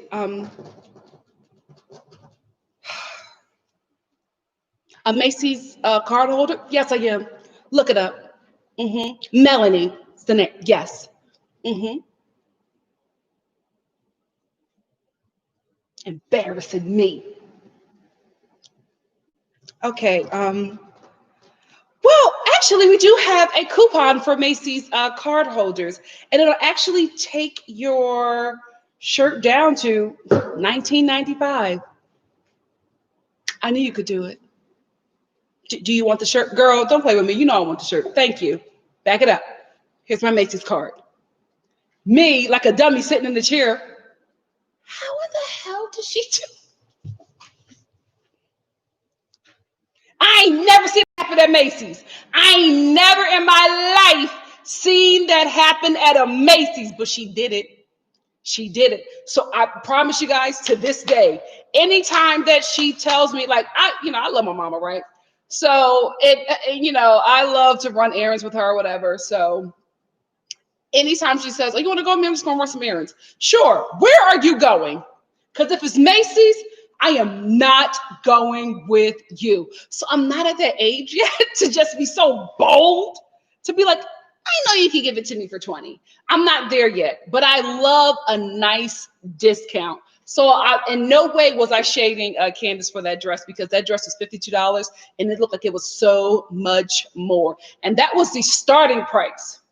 So it got discounted way down to like 20 or something dollars because, only a size 2 was available, and ain't nobody a size 2 unless you're a toddler. So yeah, but I love a little discount. So not shading Candace at all. So let's talk about the mess. Before we get into the mess, that baby, Wendy's daughter, looks so beautiful. The whole celebration. Nigerians, I think I might steal that. This was a beautiful celebration. A beautiful celebration. The family was throwing money. Oh, I love that. I'm taking that. Nigerian family, I'm taking that. This African American is doing that. My baby sip and see. But $5 and $1 and all that stuff. If you got like $5 and $1 and 10, keep it. We're going to start at 20. Not saying that, if that's all you have, that that's a bad thing. Not saying that, but it's my baby. We're gonna start at 20. We're gonna start at 20. 20, 100. That's what we're gonna do for my baby. Starting at 20. So make it rain for my baby. I'm definitely gonna do something like that. And just the celebration, they was dancing around with the baby and the family. Hey, hey, hey. It was just beautiful. It was really, really, really beautiful. I think I want to steal that entire party idea. Y'all gonna be looking at my Instagram. Is Nikki Nigerian? Today I am. Me and my baby. Throw them dollars. $20. 20. And I'm being nice. $20 is for my family. If you got a good job, start with 100. Respect my baby. I'll do the same for yours. But yeah, I just thought it was beautiful. And then when she was introducing the women in her life, with her sister and her mother, and just honoring them, and how because they help her be this woman. So now she's able to be this mom to her daughter. It was beautiful. It was really, really beautiful. And you know what? Her husband's family should have been there. But I will say this. When Wendy did that dedication to her mom, I was like, you know what? Maybe it's good that the mother didn't come. Can you imagine if she was there and Wendy did this dedication to her mother? Oh my gosh, she probably would have started shooting the place up. Get the baby, mommy is shooting. Y'all, she would have been messed up. She would have been messed up. Now let's get to the mess. Of course, Giselle brings up the charges that Candace, that the DA brought against Monique because of Candace. And Candace was ready. She was just eating that food. Mm-hmm. What did you hear? Like she knew.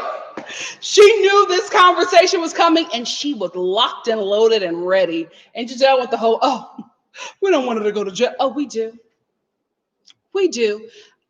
Yeah, like I said before, I don't think anybody can tell her how to feel. That anybody can tell her what to do in that situation. If you were not beat up, you were not that person who received those hits from Monique. So you can't tell her how to deal with this situation. Ashley was dead wrong. Ashley was being messy. Ashley was, again, like Karen was doing, but in a different way, protecting her friend. But she went about it in the wrong way, because what you did was make Monique worse than what she was in the lady's eyes, right? With the whole saying of, oh, well, there was, you were saying mean stuff to her as well. Now, I wasn't there. That little voice thing that she does to try to seem innocent, you are not. I wasn't there. I went to the bathroom, and they were like, yes, you didn't see what happened. Monique beat her up. I felt like Ashley made the situation worse, because the ladies went from not wanting Monique to go to jail to she beat Candace up. She harmed her. She assaulted her. She wasn't remorseful. Ashley didn't help the situation. She didn't help her friend in any way. And I don't think that she made those comments to help her friend. I think she made those comments because she still got beef with Candace. I think that's what it is. I think Ashley and Michael still have beef with Candace because they almost got that man, Candace, and exposing what Michael did at the party or whatever, almost got that man, to be quite honest with you, put in jail. That was sexual assault. And those were huge accusations. And Ashley acted like she was okay with it, right? Or like in a better place with Candace. She wasn't, right? So when the opportunity came to dig at Candace, she took it. And it was to be like, oh, well, you're very aggressive. Oh, let me do her voice. Oh, you're very aggressive. You are. You are. No, I don't need the money. My husband is a millionaire in Potomac. In freaking Potomac. A millionaire in 2020. Sorry. Like I said before, it's a lot of money, but at the bills, y'all on wick like everybody else. So anyway, I just felt like she was using the opportunity to take a dig at Candace because she's still not over last season, and inadvertently made the situation worse for her friend, which was the story that she was using to get at Candace, because the ladies were in a remorseful place with Candace. They were at this point, they were, thinking Monique, Candace, the ladies were in a remorseful place with Monique. They were thinking that Candace was doing too much with, the charges being filed against her. You chime in no way helping, talking about that Candace basically deserved what she got. Oh no, I didn't. And I always said that her hitting you was wrong, but you were saying some things. Was she? Do she got a mouth? Absolutely. But you're telling her that basically she earned that beat down. That's not going to go over with the women who thinks that she has a problem and she's not remorseful, and they're worried about themselves as well. Like, is she going to do this to us? Now, if we accept this behavior and we let her back into the group, who's next? She didn't really help the situation, and I don't think she wanted to. I think she just wanted to take a dig at Candace because, as we'll see later in the season, she's not over last season. So, yeah. What else did I want to talk about that? Ashley is wrong. Millionaire in Potomac. My husband's worth $1 million in freaking Potomac. Girl. Oh. Let's talk about this. I'm not married, right? So take this with a grain of salt. But I ain't even gonna put me in it. I'm just gonna say Candace. Well, her husband turned around, looked in her face, and said, "Shut up. Shut your mouth. Stop talking." Hell no. Especially not in front of the broad that I got beef with. And she was, okay. Again, I'm not a wife, so I don't know if this is what happens in, husband and wife relationships. But I'm beefing with a broad. She telling me that I deserve that beat down that I'm still sore about. You as my husband gonna look at me in front of the broad that I got beef with and say, "Shut up, shut up." We on camera. Nah, absolutely not. That the anger, it's coming back up. I was so mad for her in that position, and I even got madder for her when she sat there and she shut up. That may be for you. That ain't for me. Not my husband. Listen, I always said I don't like a man getting in woman's business, right? But my husband better be sitting on 10 if I'm beefing with a broad. I don't want him to say nothing. I don't want him to get involved. Maybe if I'm about to get physical, he can pull me back and be like, "Baby, let's go. Let's go. This is not where this is not right for you. Calm me. Be the sensible one."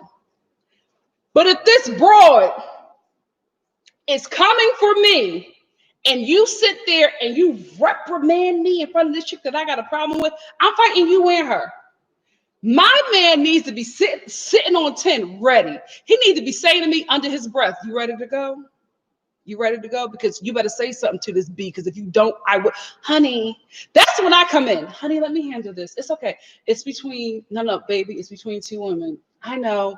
I know what she said. I know, honey.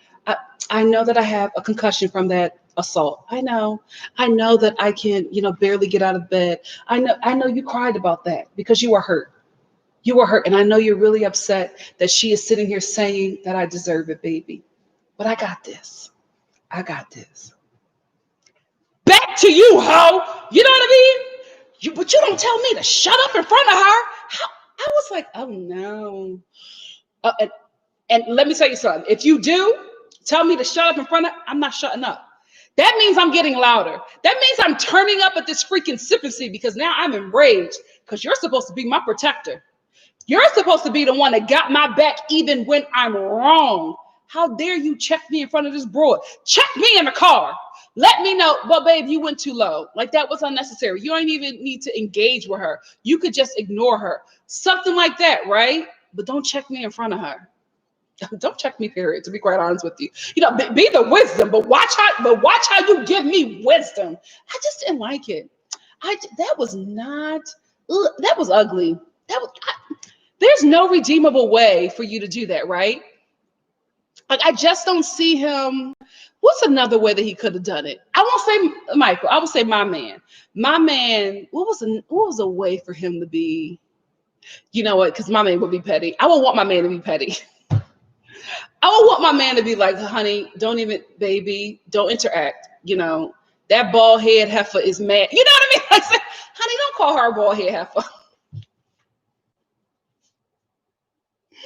That broke down chick is still mad that she was over there banging horses to get with that old Gollum looking.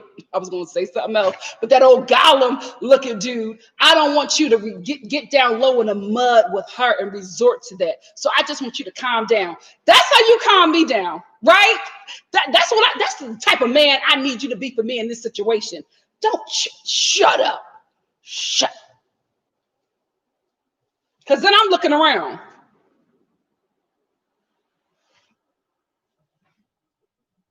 Whose husband is this? Not mine. Not my. That was, I don't know. Candace, talk to him. Talk to him. And can we just talk about the elephant in the room? Let's be real here.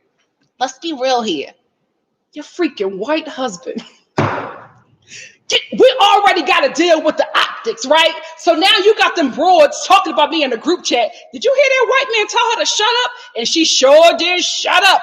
You know what I mean? Like we gotta work on the optics. I get that he probably didn't want his wife to get into a situation, but there was a way to do it, and that was not it. That was not. Shut. Who are you talking to? Not me. You think you getting in this coochie ever again? Like I would, child. But again, I'm not married. I don't know if that's how marriages work, but I would have tore that sip and see up. I would have tore that sip and see up. How in front of a broad I'm beefing with, who basically was saying that I deserve to get dragged because of my mouth. No, that's not how you protect me. You sit there quiet, but you're on 10, ready. You're ready to, like, you are ready. I gotta chill you out and be like, you know, don't get involved in this. Don't get involved. And now if her husband, right, if he felt the need to like say something, he should have just pulled her away from the situation. But to get involved in that way, you shut up and you do something manly. You do a man stuff. You know what I mean? Like you start asking people about how to season a steak. You don't get into the situation to tell me to shut up. You go over there and talk to them other men and figure out how to build a damn grill. Don't get into this conversation. Can you build me a chair? Can you build the house from scratch? Go fix a car in a parking lot. But don't get into this with me and her. Especially if that's the way you're going to protect me. The devil is a liar. But again, I'm not married. So I don't know if that's how, marriages work. Because girl, shut up. Close your mouth. Who are you talking to? Candace. And your mother is taking care. That's another thing. Let's just go there. My mama taking care of you and me, okay? But I'm her child. She's taking care. You living in her home. You living this way because of me. They say that he come from a wealthy family, but we have not figured out why that family don't rock with him. That wealthy, Potomac family don't rock with him because he don't seem to have no money. And you come from a wealthy. I just thought about it. The wealthy family, the wealthy white family that he come from, do they not rock with him because of the kind of women he marry and get knocked up? Is that what it is? Because that is Potomac. Let's figure out why he ain't got no money. He's supposed to come from some kind of wealthy family. We'll never see him asking his parents for a coin. But he's always, in Candace's mama's pocket. My mom taking care of you and you gonna cuss me out? You'll get evicted that day. Evicted that day. Dummy. Sorry, Candace. Dummy. I hope you checked him. I hope you checked him because Ashley was sitting there watching him cuss you out. Not my husband. Anyway, the last thing I wanted to talk about is Wendy's sons. Listen, I was Wendy's kids. I was her boys. Them boys was diving for them dollars. All the adults were walking off, and them kids was like, hell no. They picked all that money up. I said, that would have been me too. If I was a guest at that party and I'm like, are we leaving the dollars? Oh, are the dollars just decoration? What are you gonna throw them in the trash? Well, let me get some hair money. I would have been picking them too. Not leaving a dollar unturned, baby. They were just walking away from the money. Who's Nigerian in this chat right now? What do you do with the money? Because they were leaving it like it was confetti. Just are they that wealthy that they're just leaving it like it's confetti? Dollars are confetti to them? Please, I would have been picking up that confetti. Okay? Who wanted water ice? It's on me. Who want a cheesesteak? I got enough for 4. Let's go, baby. Anyway, if you were just watching this review to just this live chat review to just watch the review, it ends now. Now we're going to get into the live chat. Thank you guys for sticking with me because so much has happened in this review. I can't wait to get back to my studio. But anyway, that's all I wanted to talk about. Let's chat about this episode. What's going on with y'all?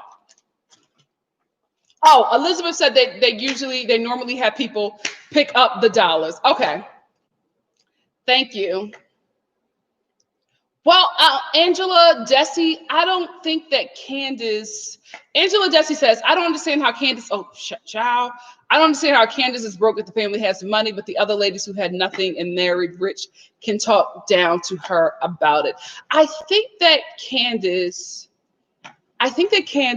comes from a family that has money, right?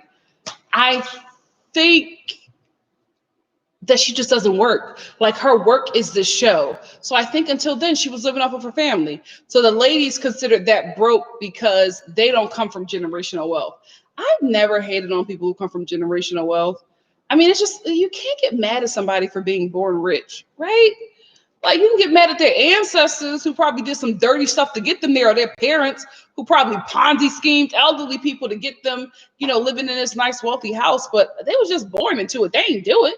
You know what I mean? So I don't know. I just never got mad at people like that. But there are a lot of working class, poor, middle class people who are mad at, just people who have generational wealth because they feel like they are not equal to them because they didn't struggle the same way. So if we're all at the same table and I had to work hard to get into this table and you were just given this seat at the table, I got a beef with you because you didn't have to do any work.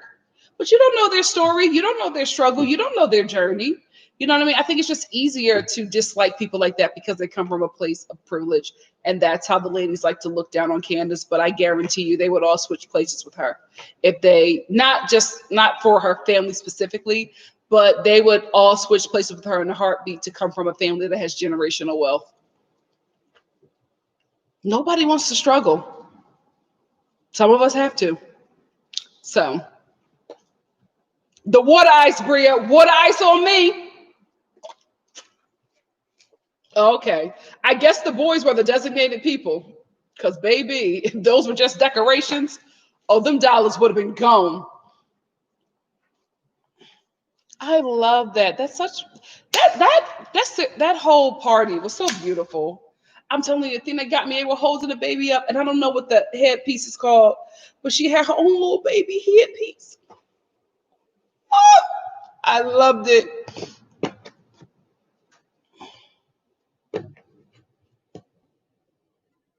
Miss Brown Sugar said, girl, if any folks tried to touch that money, they would have been handled. They knew better. Oh, okay. You know what, Leo the Lion? I'm surprised that Candace's mom didn't say anything either. I feel like she did. They just cut her out. So what? I don't think her wig line is still going on. I think that Candace was just doing that wig line for storyline. I don't think she knows how to work. I don't think she knows how to work. Like, like run a business and stuff like that. I think that, sometimes when you're just given stuff, like I said, if you, not everybody struggles, but one of the benefits of struggling is that unfortunately, but fortunately, you know how to do everything. I don't think she knows how to do that.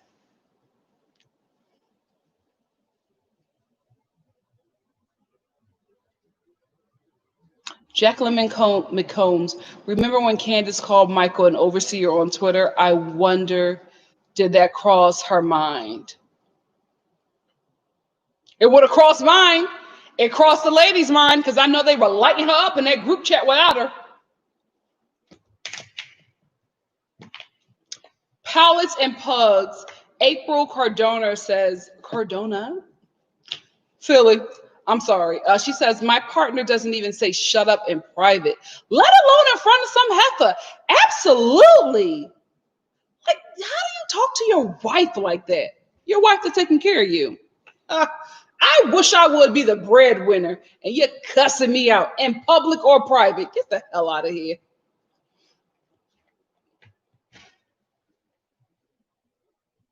Oh, Pitlana, absolutely. You should be able to check your partner, but don't check me in front of somebody I'm beefing with.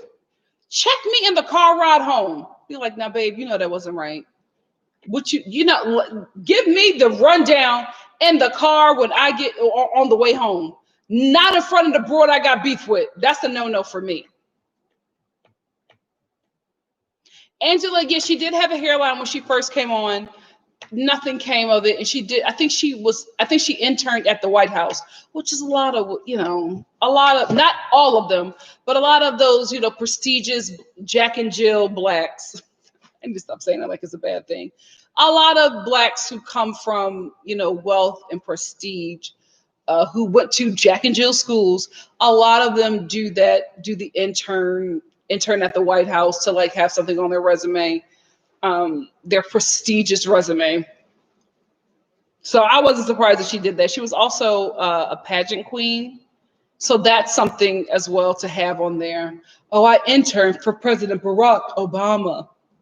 Let me be your queen.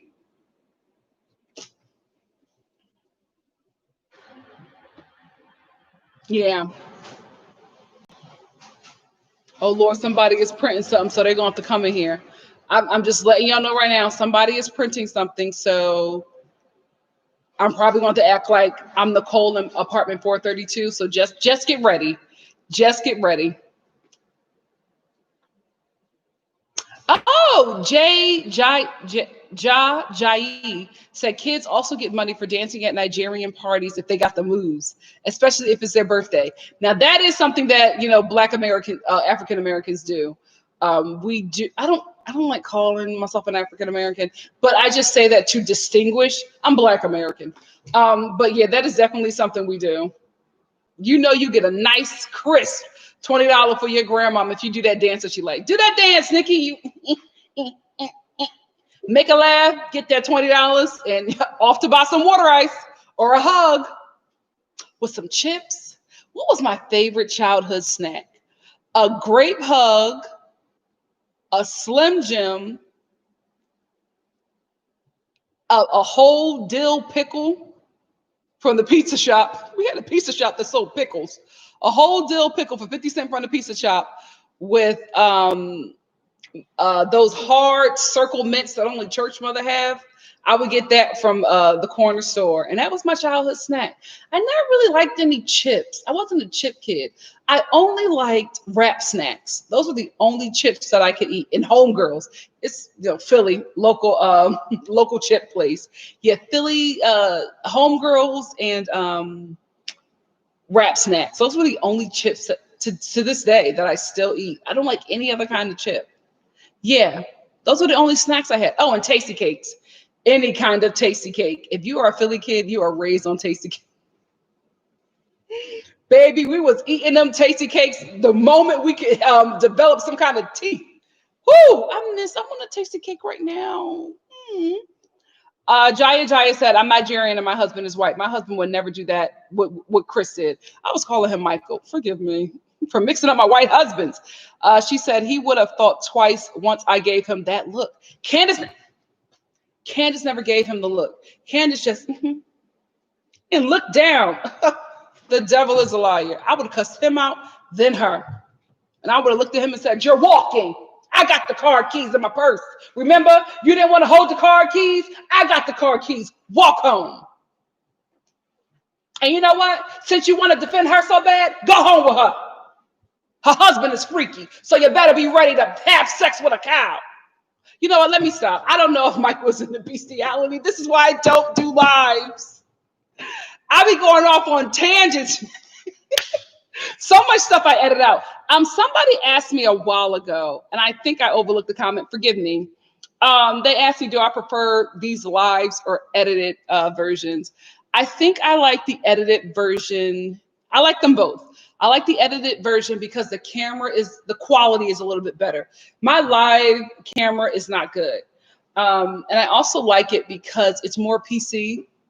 It's safe. You know what I mean? I get to cut out a lot of my tangents that sometimes I think wouldn't go over well. I like lives because I'm interacting with you guys. It's just fun. Like I feel like I'm hanging out with my friends, just talking about stuff that we both enjoy. So yeah, but my preference because of quality and safeness, edit it. But I do these because I don't have the time. Like even when I get home, I won't have the time to do a live until probably Friday afternoon, Friday or Saturday. And it's looking like Saturday because I got oh my gosh, I got an audition. Child, I got to get to, what time is, I got to get out and get to that audition.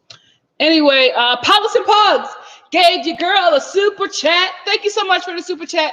Pilots and Pugs says, thank you for all the amazing reviews. Thank you. Yes. Euroska 2019 says, my mother put me onto those little carrot cakes from 7-Eleven, Royal Farms. Now that I'm in Florida, I live, Wawa.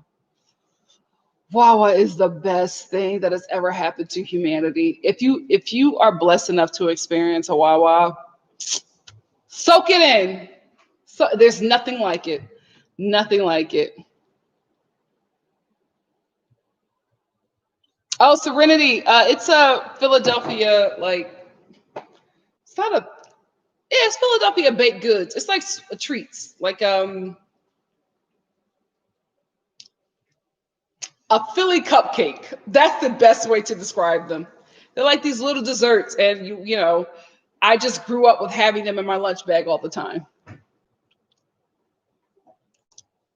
And they're only sold in Philly. You can't get them anywhere else. Hey, it's Jill.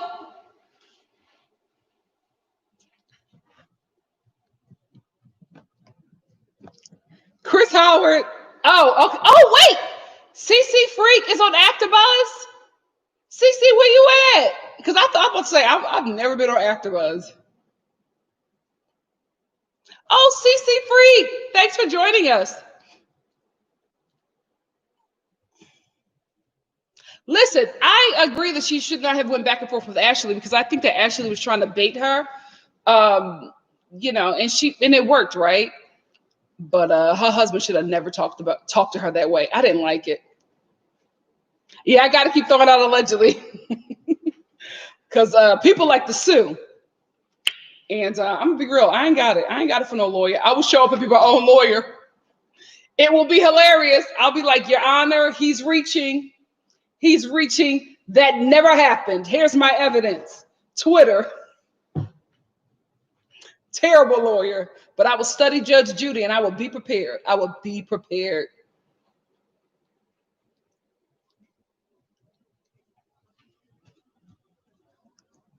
Hold on. Oh, man. I'm not mad at the comments, though. Like, I love that you guys are all talking in here and having a good time, but I've been missing. I can't read as fast as you guys type. Oh, my God.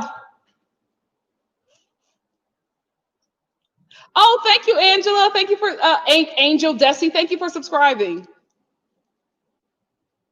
Oh, thank you, Tracy.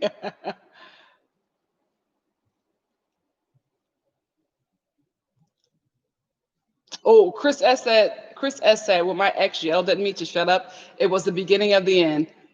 It's how you talk to, especially somebody that you love. It's how you talk to me, right? But then talking to me like that in front, Ashley will eat that up. I'm telling you guys, never do that. Looking at Candace getting her life because she was getting chastised by her husband that she's taking care of. Not me. Not me. CC Freak, I will be reviewing Southern Charm. I used to watch that show back in the day. I checked out of it. I told y'all this before, but if you're new here, the reason why I stopped watching Southern Charm was because the redhead chick had a friend over and they were in her backyard and they were sipping sweet tea. And she was just like, this is, we're sitting on a slave burial ground. This used to be their quarters right over there.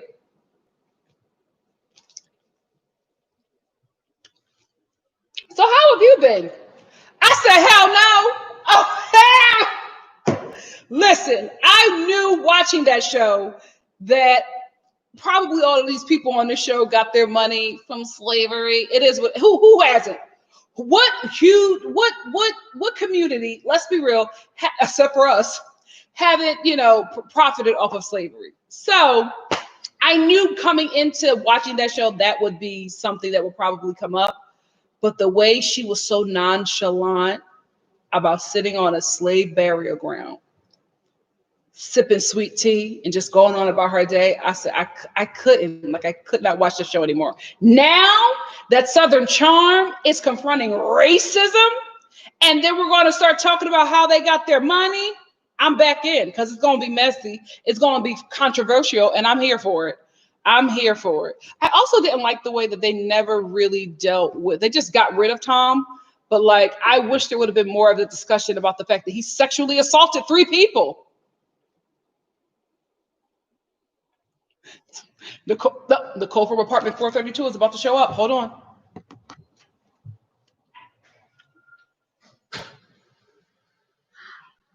Hi. Huh? I'm good, thank you. Oh yeah, I am, but I have it on mute. Oh, hold on. Nikki's here. Oh, all these freaking Zoom calls, girl. I know it. Can't stop, won't stop, but it's life. It's our new life. Everybody's sick of me seeing my hair like this. Oh, I stopped changing. I'm just like, it is what it is. It is what it is. This is it. Have a good one. You too. Bye.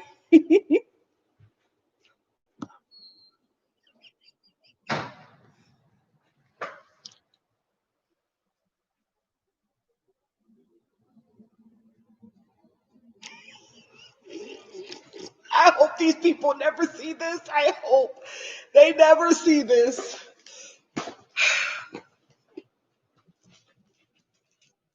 Welcome to my life.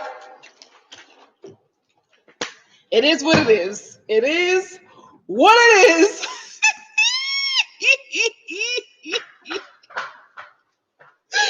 I didn't know what to do. Like, how am I going to tell this woman? I'm talking to my YouTube friends. What? Oh, gosh. So I'm on a Zoom call. It is what it is. Oh, God. Oh, God. Oh, God. Wait a minute. SCP said that Michael is worth more than $1 million. He's worth $20 million. Ashley was saying that he is a millionaire. Oh, okay. I still wouldn't bang a horse with him or for him, but I get it. I understand. That's a lot of money.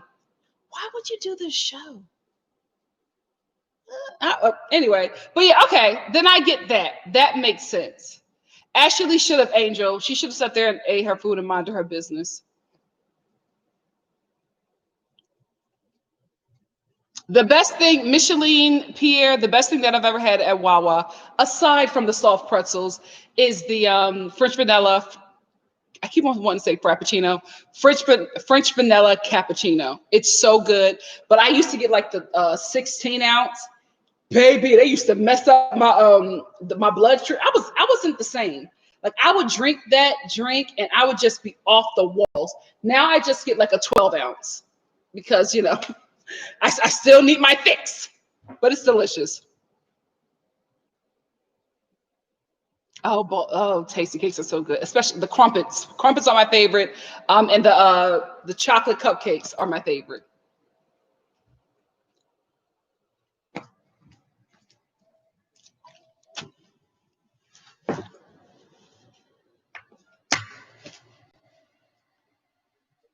Really?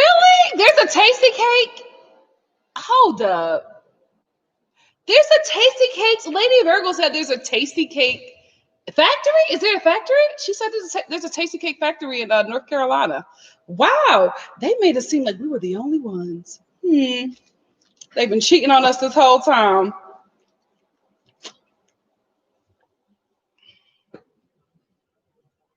CC Freak, I absolutely think that Giselle and Robin think Candace went too far. Yeah, Giselle absolutely wants Monique off the show, but like she said before, I don't want her in jail. She just want her off the show, but she don't want the girl in jail.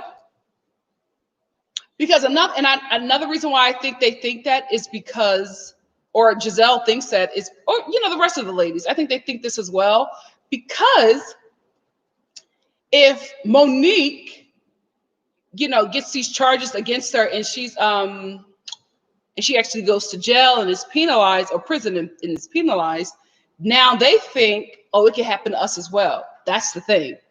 Like, I believe Karen doesn't want her to go to jail. The other ladies are just like, listen, we don't want to start doing this, because if this starts getting done, then it could happen to us. They're saving their own necks. Thank you, Procyan. You don't. Not in front of the enemy. We will fight in the car. Oh, Missy B2, I will walk into that office with my best Zara two-piece, not that office, that courtroom, with my best Zara two-piece suit, and baby, you would think that Judge Judith Shyman is in that courtroom. The way I will be working it, listen, I might not have the money, but I've been trained by the best. I was trained by Judge Mathis, Judge Judith Shyman, and Judge Marilyn Mouillon. I know what I'm doing. I know what I'm doing. And Judge Faith, or I'm going to win my case. Thank you, ACM.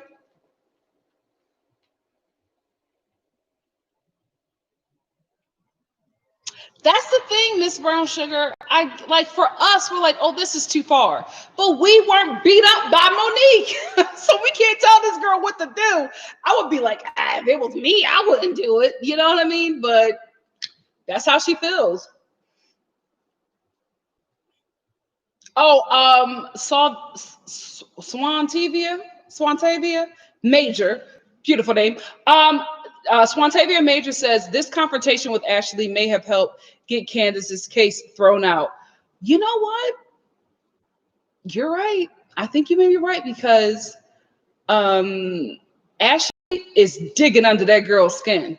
Now, another theory is she probably is a ride or die for Monique, because Monique is a ride or die for her. So she's probably, antagonizing Candace to be like, let's see her, try to attack me, so we can show that she is this aggressive person as well. Oh, wait a minute. I got a super chat.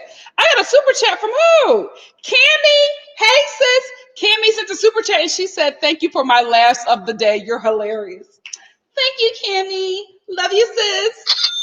Thank you. Oh, Cammy, I love you, but as soon as I, said something about your super chat, I lost my place.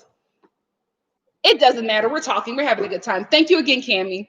Ash B313. I'm so excited that you're happy about Southern Charm. It's going to be a good season from that trailer. But Bravo is good for giving us a good trailer and a terrible season. So hopefully not. Oh, who are you talking about, Jay? Where did Abby go? She just stopped looking for them after Dance Mom was canceled. I think she tried to do another show. It didn't go over well. And I think also because of COVID, stuff just stopped filming and, probably got canceled. So we will see. But yeah, she's good for TV as well. But I don't like her working with children. I would love to see her working with adults. See how that goes. Oh, okay. CC Freak said they'll be adding some color on Southern Charm. Oof. Oh God. Oh God. That's either a good thing or extremely traumatizing for the cast member of color.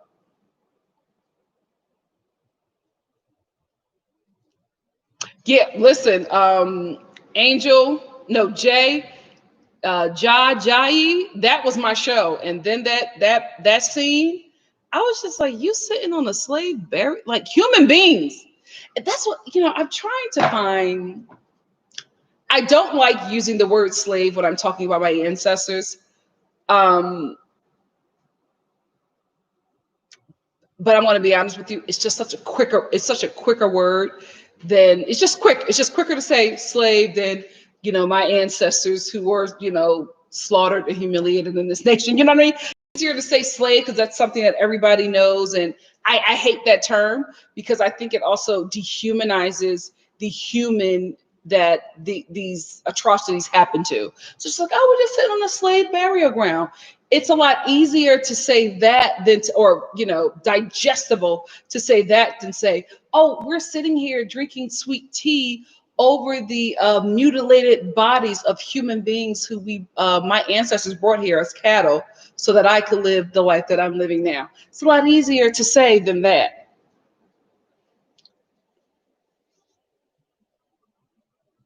Yeah, and also, what is his name? The lead, I think he's the EP of the show. His mother. His mother, she gives me something. She ain't slip up yet, but she gives me something.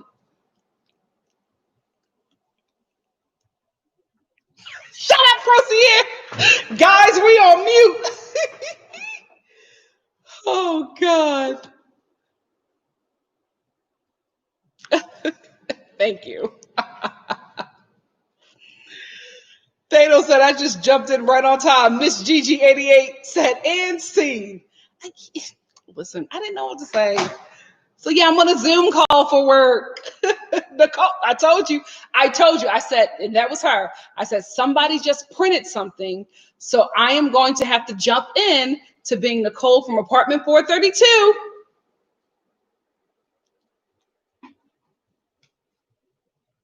Lifestyle with Abby, I think Southern Charm was on its way to be canceled.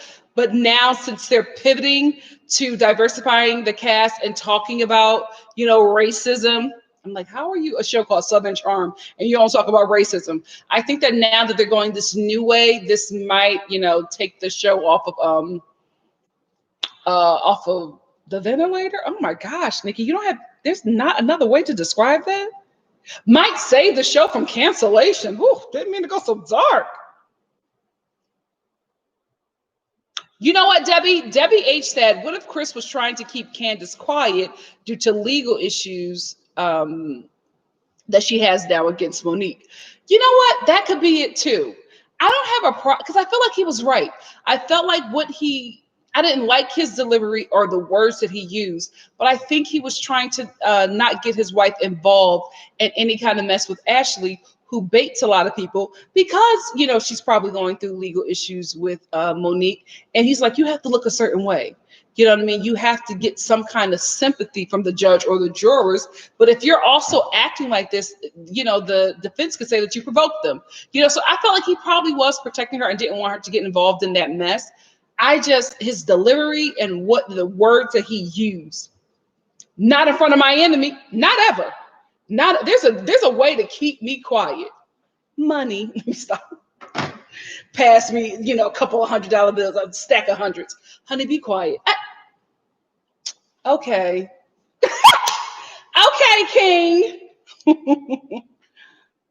Proceed. Yes. And see.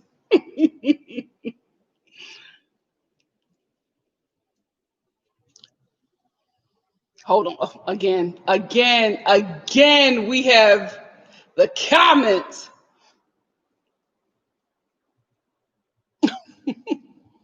I'm sorry, I'm trying to find my place again because the comments refresh. Yeah, because Candace does get into a fight. She said Candace gets into another almost fight later in the season. That's with Ashley. Tracy, that's with Ashley. That's she gets into it with Ashley. I think Chris is trying to stop her from getting into it with Ashley, and that's when Michael steps in, and that's when the husbands start fighting. Miss Brown Sugar, I totally agree.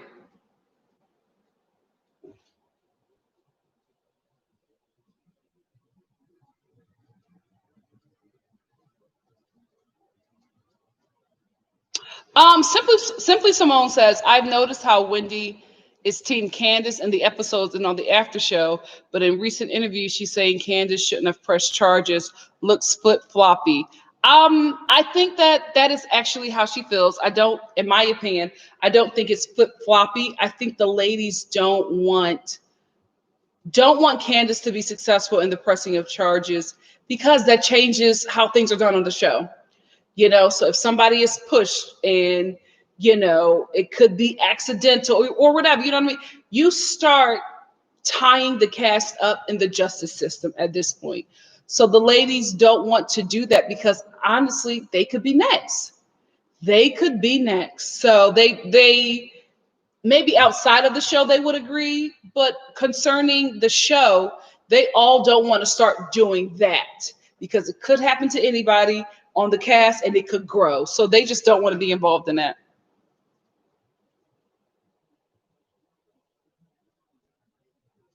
I missed the post-it notes, Micheline. What was the post-it notes?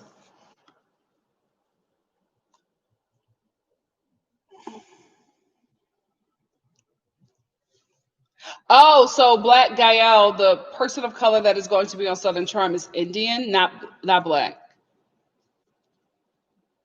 Sometimes people mix it up a lot. I'm like, that is clearly not a black person, but it happens. Again, I can't tell Candace how to feel or what to do. Um, so I'm not going to say if she's milking it or doing too much, but I will say that it'll change the show if she's successful. It'll change all of the Bravo shows, and that's why I think the ladies are linking up and being like, "This is not okay," because it changes how we do these shows.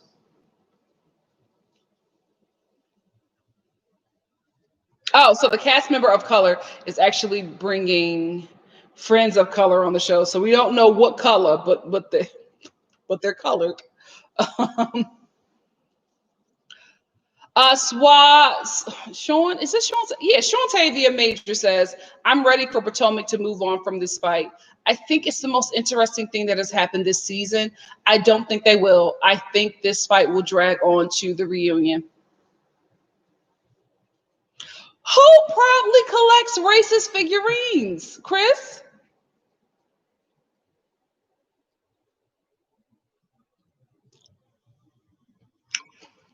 I'm gonna just go with it. The comments have refreshed again.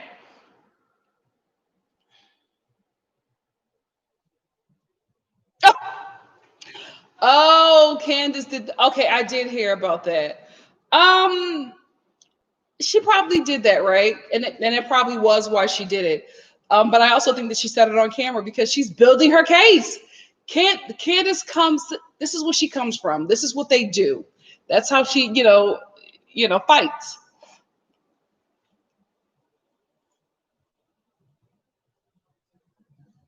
Oh, guys, hold on. We got some. Oh, Jesus. I'm probably going to get off of this because my agent just sent me something else. Please don't be on this live.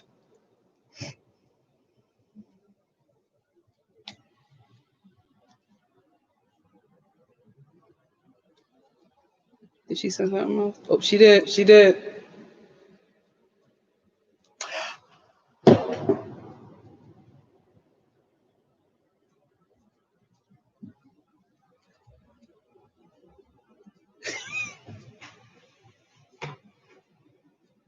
So I just got an email from my agent, right?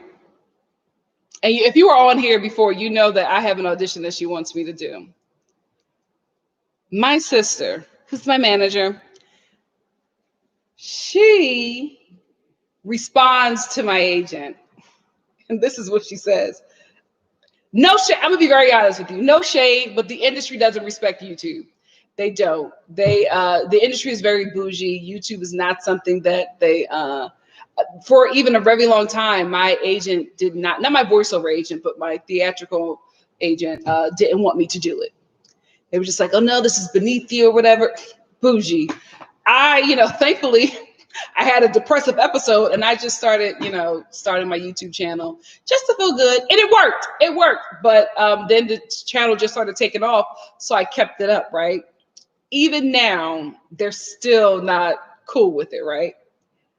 So I don't like to let her know that I'm doing YouTube because of how the industry feels about it. My sister. Hi, because she's responding to my agent for me. Hi. Yes, Nikki will send it in. She's on live right now on YouTube. She will do the audition. So now I'm going to get up for freaking YouTube, but I'm going to be in a war. Oh. Now I'm not ready to get back to LA. Oh, God. Oh, God. Oh, God. Oh, God. Are you tuning in? If you're here, I love you. I love you. I'm gonna wrap up. I'm gonna do the audition. What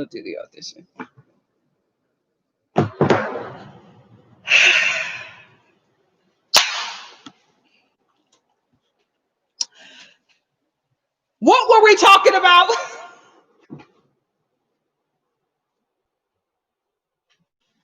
Starting to get dark. Anyway, child, it's a mess. I'm always in some mess. Hot off the press. Hold on, I saved it. Hold on. Oh gosh, I'm not on Instagram all the time. How do you find, oh, never mind. I found it. So, I'm still so mad about that. I got another. I can't. You know what? No, you guys, I prefer this. I love it. I'm gonna stay on this for whatever. Listen, I'm already out here. Let's keep on swimming. I'm already in trouble. Let's keep it going. Oh, you're at the bargain shop. Oh, Chrissy. We've been on here for a minute. They're just bougie. That's all it is, Simply Simone. They're just bougie. They just, they're very old Hollywood, and it's like, it should happen this way. This is how you should do it. But this is for me, okay? This is for my mental health. I'm doing this for me. This is my choice. My body. No. I'm trying to find something that makes sense. My life, my choice. I'm grown. This is what I want to do. Yeah, but they still look down on YouTube. They do not. So yeah, it took me. I wanted to do this a long time ago, and my agent was like, "No." Yeah, too late to turn back now, Sean Tavia. Too late. My body, my choice. Me, not me. 2008. Thank you. Yes, SCP. A lot of them are, but thank you for the super chat, Procyon. I hope I'm saying your name right. Thank you for the super chat. Procyon said smoothie money for the mental health. Thank you. Thank you so much. This is what I wanted to show you guys. I hope you can see it and I hope you can hear it.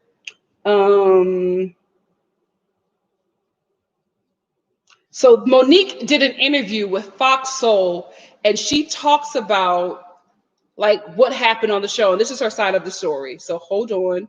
Let me turn my volume up. Her initial, okay. Candace invited a person to her initial all-cast event, which was the anniversary party. This person she knows I have beef with, and Candace is supposed to be my friend. This person has helped facilitate rumors that were very nasty. And I'm not talking about the rumor that Giselle said on camera, which was the cheating with the trainer. That was not the rumor. So when I see this person, the first thing I think is, wow, Candace, you just invited all of this nastiness to our show, knowing what her intentions were. The rumor that this person was helping to facilitate was that my miscarriage was an abortion, that my son who I was carrying while I was pregnant was not my husband's, but a trainer, which is a bunch of BS. So for Candace to sit back and act like she's so confused as to why I was upset that she would bring Charisse around is bogus, because she's the one that gave the person who started all this mess Charisse's phone number. That has nothing to do with why the fight escalated to the point that it did. And if the fight was premeditated, trust me, the person that I would have went after would not have been Candace. There was this whole plot that was set out. Candace went on Instagram Live a few weeks ago and exposed all of those ladies who were trying to plot and bring this story to the show. Giselle was one of them. Robin supposedly was there. Candace was there. The statement that was made was, we want to bring this tea to the show. Candace says, well, that's not going to fly because the baby looks just like Chris. You have to come from a different angle. What friend is participating in a conversation like this and then doesn't come back and give me a heads up? Doesn't tell me anything. The only reason I know is because Karen Huger came and told me. And then I confronted Candace about it. She admitted everything that was said and what happened. A few weeks later, we start filming. The first person that I see is Charisse. So that is the story that has not been told, because the women know how nasty it is. You're coming after an innocent child and you're trying to tear up a whole Black family. All for what? For TV and for storyline. The plot thickens. The plot thickens. Nicole V, hey name twin, thank you for the super chat. Nicole V said, how many interviews is Monique going to do? And I thought Monique said her and Candace never talked when the show wasn't filming. Not friends. Thank you for the super chat, name twin. So listen, right? So my mom, Messy, sent me that interview, right? So I was listening to that. And before she even said it, I was like, how? Because I'm listening to the interview and I'm just like, how does Monique know all of this? If her and Karen, like Nicole V said, if her and Candace, like Nicole V said, were not talking like that before the show started filming. And I immediately said, this is Karen Huger, the grand dame. So it started to make sense to me that the grand dame was so team Monique, because she already knew of what was going to happen. Because this is what the ladies do. They, like I said before, they all build their storylines before, the show even starts. And segment producer meets with them, or story producer meets with them and say, hey, what do you have going on this season? And they say all of this. So Giselle probably said, well, there is a rumor out that so-and-so is, cheating with Monique. So that was going to be her storyline for this season. And also before the show even starts, they hire people to get gossip and all kinds of information for them so that they can have all of these receipts to throw on the show and at the reunion. So that wasn't surprising to me, because they all do it. That's how Puppygate happened in the Real Housewives of Beverly Hills. So when Monique was talking about that, I was just like, Karen was probably in that meeting and she was not okay with taking down Monique. So that's why she is so gung-ho for her this season. And that's why the ladies are really upset with her, because she is not playing ball. Because who did that before? This reminds me of, like I said, Puppygate, but this was Teddy and what's the other girl? She got a bang now. Kyle. When Kyle was saying that, I think Lisa Vanderpump put her up to something. Oh, it was to take down Dorit. So Lisa Vanderpump and Kyle and Teddy have met, and their whole storyline this season was to take out Dorit. So they had all met concerning Puppygate or whatever, and then Teddy was supposed to bring it to the show. She brought it to the show, and then Teddy backtracked, because before they started filming the last season, Teddy and Dorit had beef. So Teddy was ready to be one of the people to take her down. But then they start filming a freaking show, and Dorit is sweet as pie to Teddy. So Teddy starts feeling guilty, what she said, and then she just exposed the whole thing and was just like, well, this is what happened. This is what we're supposed to do. I don't feel good anymore, because she's being very nice to me and we're becoming friends. I don't want to be a part of this anymore. This is what this is giving me. I think all of the ladies bet, and they were just like, Giselle was the ringleader, and she was just like, this is a way to get this girl out. This is how we do it. Now, all the ladies probably didn't want Monique gone from the show. But like, it's sad, but it's the truth. Giselle is the HBIC of this show. So it's easier to go against the Monique than it is to go against a Giselle. So I think a lot of ladies probably fell in line. And a lot of those ladies, except for Karen, fell in line. But they all did meet. I believe Monique. I believe that they all met. I believe that they were having conversations. I absolutely believe. And I think when she said the fight wasn't premeditated, but if it was, she was just like, but if it was, I will be, I would have fought a different person. And I think she was talking about Giselle. So I believe Monique. I believe Monique. But even if you were set up, you still put your, like, that's the thing. Everybody would be on Monique's side if she just had any kind of remorse before meeting with a pastor. But if she had some remorse for hurting that girl, I get that you were upset. I get that you did not like her trying to bring this, rumor to the show, to, that you found out about the whole scam or whatever, or the storyline to attack your marriage. I honestly get that. But you still beat that woman up. You're the one that crossed the line. I think everybody would have been on your side if you would not have crossed that line. And that's unfortunate because that happens outside of these shows. So a lot of stuff that is happening, these women are reacting a certain way, and we're just thinking they're ridiculous and over the top. But something happened prior. We just didn't get to see it. I wish she would have talked about it on the season. She probably would have had more allies. You know what I mean? But that's just the way the cookie crumbles. I think they were all in on it. And the Grand Dam was just like, the Grand Dam, that's her name. The Grand Dam was just like, I'm not going to participate in that, and messed it all up. Oh, Chocolate Capricorn said, the lies, the lies, the lies. It does seem a little fishy that now it's a different rumor and it's a different person. I mean, it is very confusing because nobody is really saying who it is or really talking about it. And a lot of it happened off of the show. And I hate that. I hate when they bring stuff on the show that happened off the show because we don't know what's going on and we can't keep track because we don't know what you're mad about. The show is deeply edited, so it doesn't make sense. So if we're supposed to be defending you or on your side because you're in the right, we don't know because this whole thing is so confusing. Like, we don't know what's going on. Thank you, Chrissy. Yes, guys, keep the likes up. It's Jill. I do believe some of it partially. I do believe that the ladies met and I think that they didn't just come together to take down Monique. I think Giselle called, a little meeting and was just like, so this is what we're going to do. And I think they all fell in line.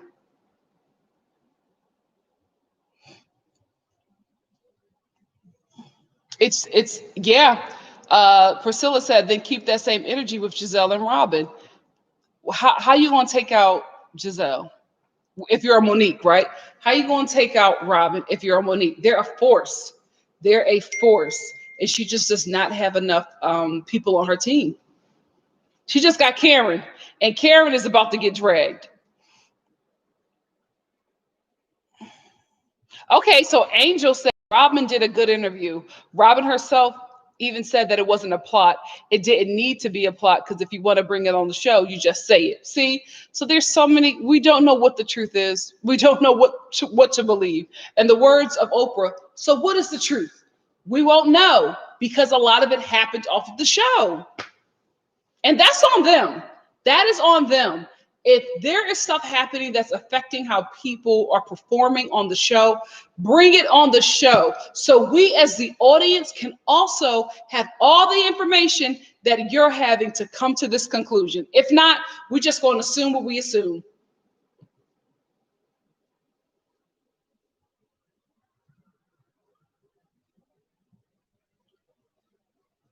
Oh, so Cassie says, how does she, Monique, know word for word? Ashley and Karen wasn't there. That makes sense. Candace told Karen and Karen told Monique. So why would Candace tell Karen she plotted against her when she would tell Monique? She probably didn't think they were that close. And I think Karen probably gave Monique that information because she's probably been one of the people who have been, oh, she has been one of the people who Giselle has come for in the season and tried to get off the show. So she was probably just telling her, keep your eyes open. This is what's going on. So for me, that explains a lot why Monique was on a 10 as soon as the season started. Nobody knew what was going on, but she was ready. Now it makes sense. Yeah, I get you, Euro. It still doesn't make sense for her to assault her.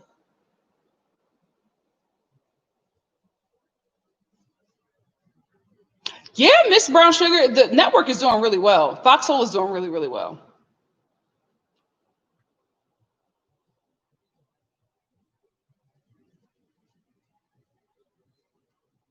That I absolutely agree with you. So what? Monique should have definitely had that energy with everybody. That's another thing that's throwing me off. If you're saying how all of these people were involved in this, why is your anger still directed at Monique? I mean, at Candace, Monique. It doesn't, something is off. Something is missing. And I don't know if we'll ever get the truth.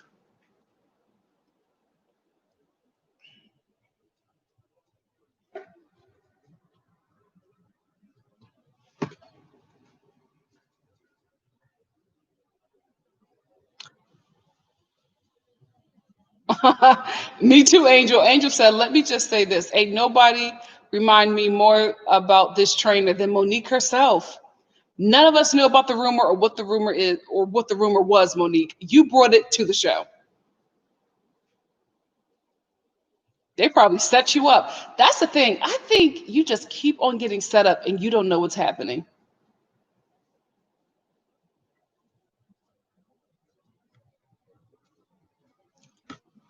Oh, oh, thank you, Busy Blue. Thank you so much. I stand you too. I love your channel. Oh, hold on. Marilyn N. I think it's because Monique and Candace were supposed to. Oh, shoot. We're supposed to be forming a real friendship and she never trusted the rest of them. Oh, ciao. Oh, wait. Simply Simone said Giselle was the one who mentioned the trainer rumor during her confessional, not Monique. Oh, man. I forgot that. Thanks for bringing that up. No, Giselle. Okay, Giselle brought the rumor to the show on the first episode. Oh, so she was locked and loaded and ready. And again, Monique still does not have the same heat for her that she has for Candace. So what's up?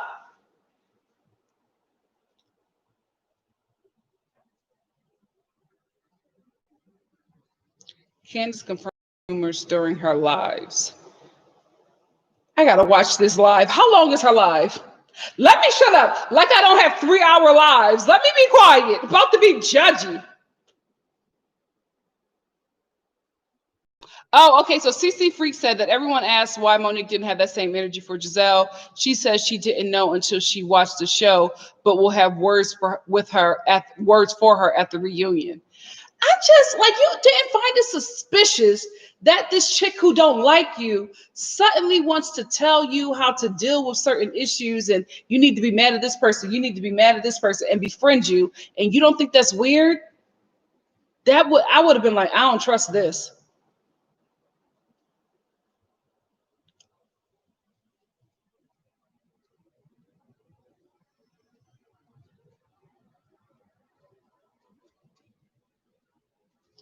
These comments are going so fast.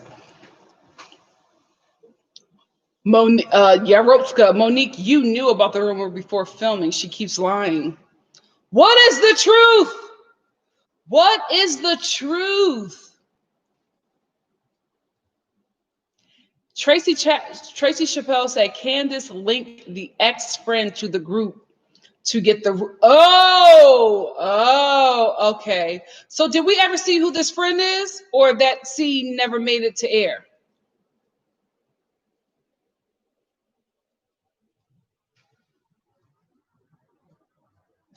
Oh, Cassie said the plot happened at Andy's baby shower. Karen and Ashley was not there. Karen told Monique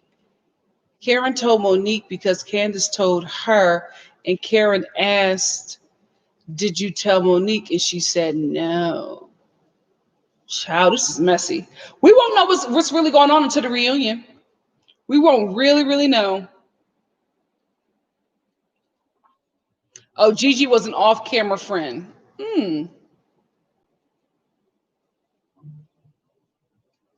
You know what, guys? I'm gonna have to go. My phone keeps blowing up about this audition. And you know what? I have to be responsible. I have to be responsible. I don't want to go. How was Monique expecting loyalty from Candace? Jazzy Go says, how was Monique expecting loyalty from Candace? But you said you guys aren't real friends. I don't get it. Me either, girl.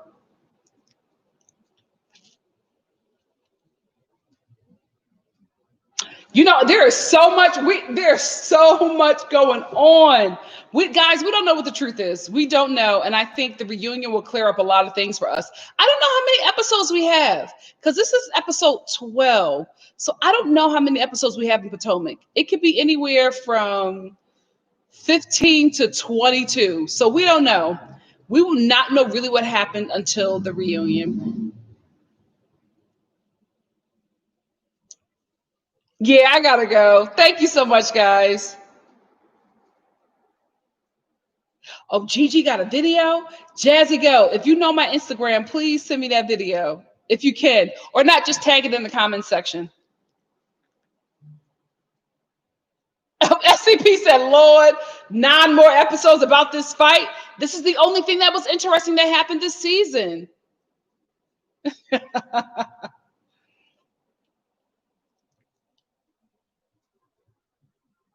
Oh my gosh. I hope 9 more episodes. 9 more episodes. Guys, we can't. We can't. We're not going to make it. Cut off Gigi after she made child. It's so much going on. I hope you guys can stay on here when I leave. Keep on talking amongst yourselves because I have to go. Mama got to do some acting stuff. Thank you again. Thank you for the people who were here with me from my first live earlier today.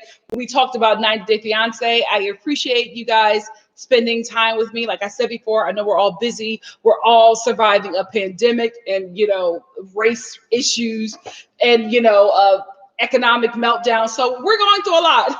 We're going through a lot. And the fact that you took time out of your day to spend some time with me means a lot to me. And I really, really do appreciate it. And I guarantee you, if I didn't have an audition due today, I would still be here for probably another hour. You would just have to watch me eat my macaroni and cheese from STK.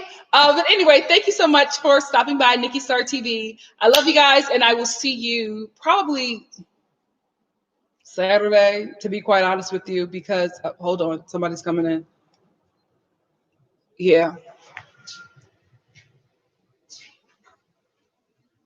Yeah.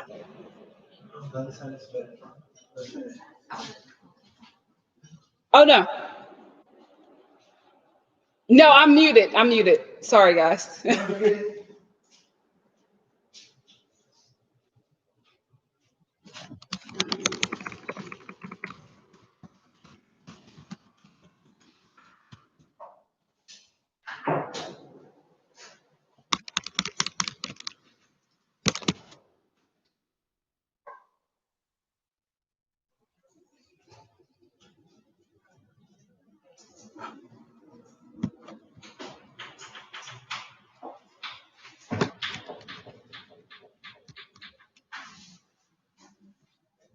Yeah, I'll email it right over.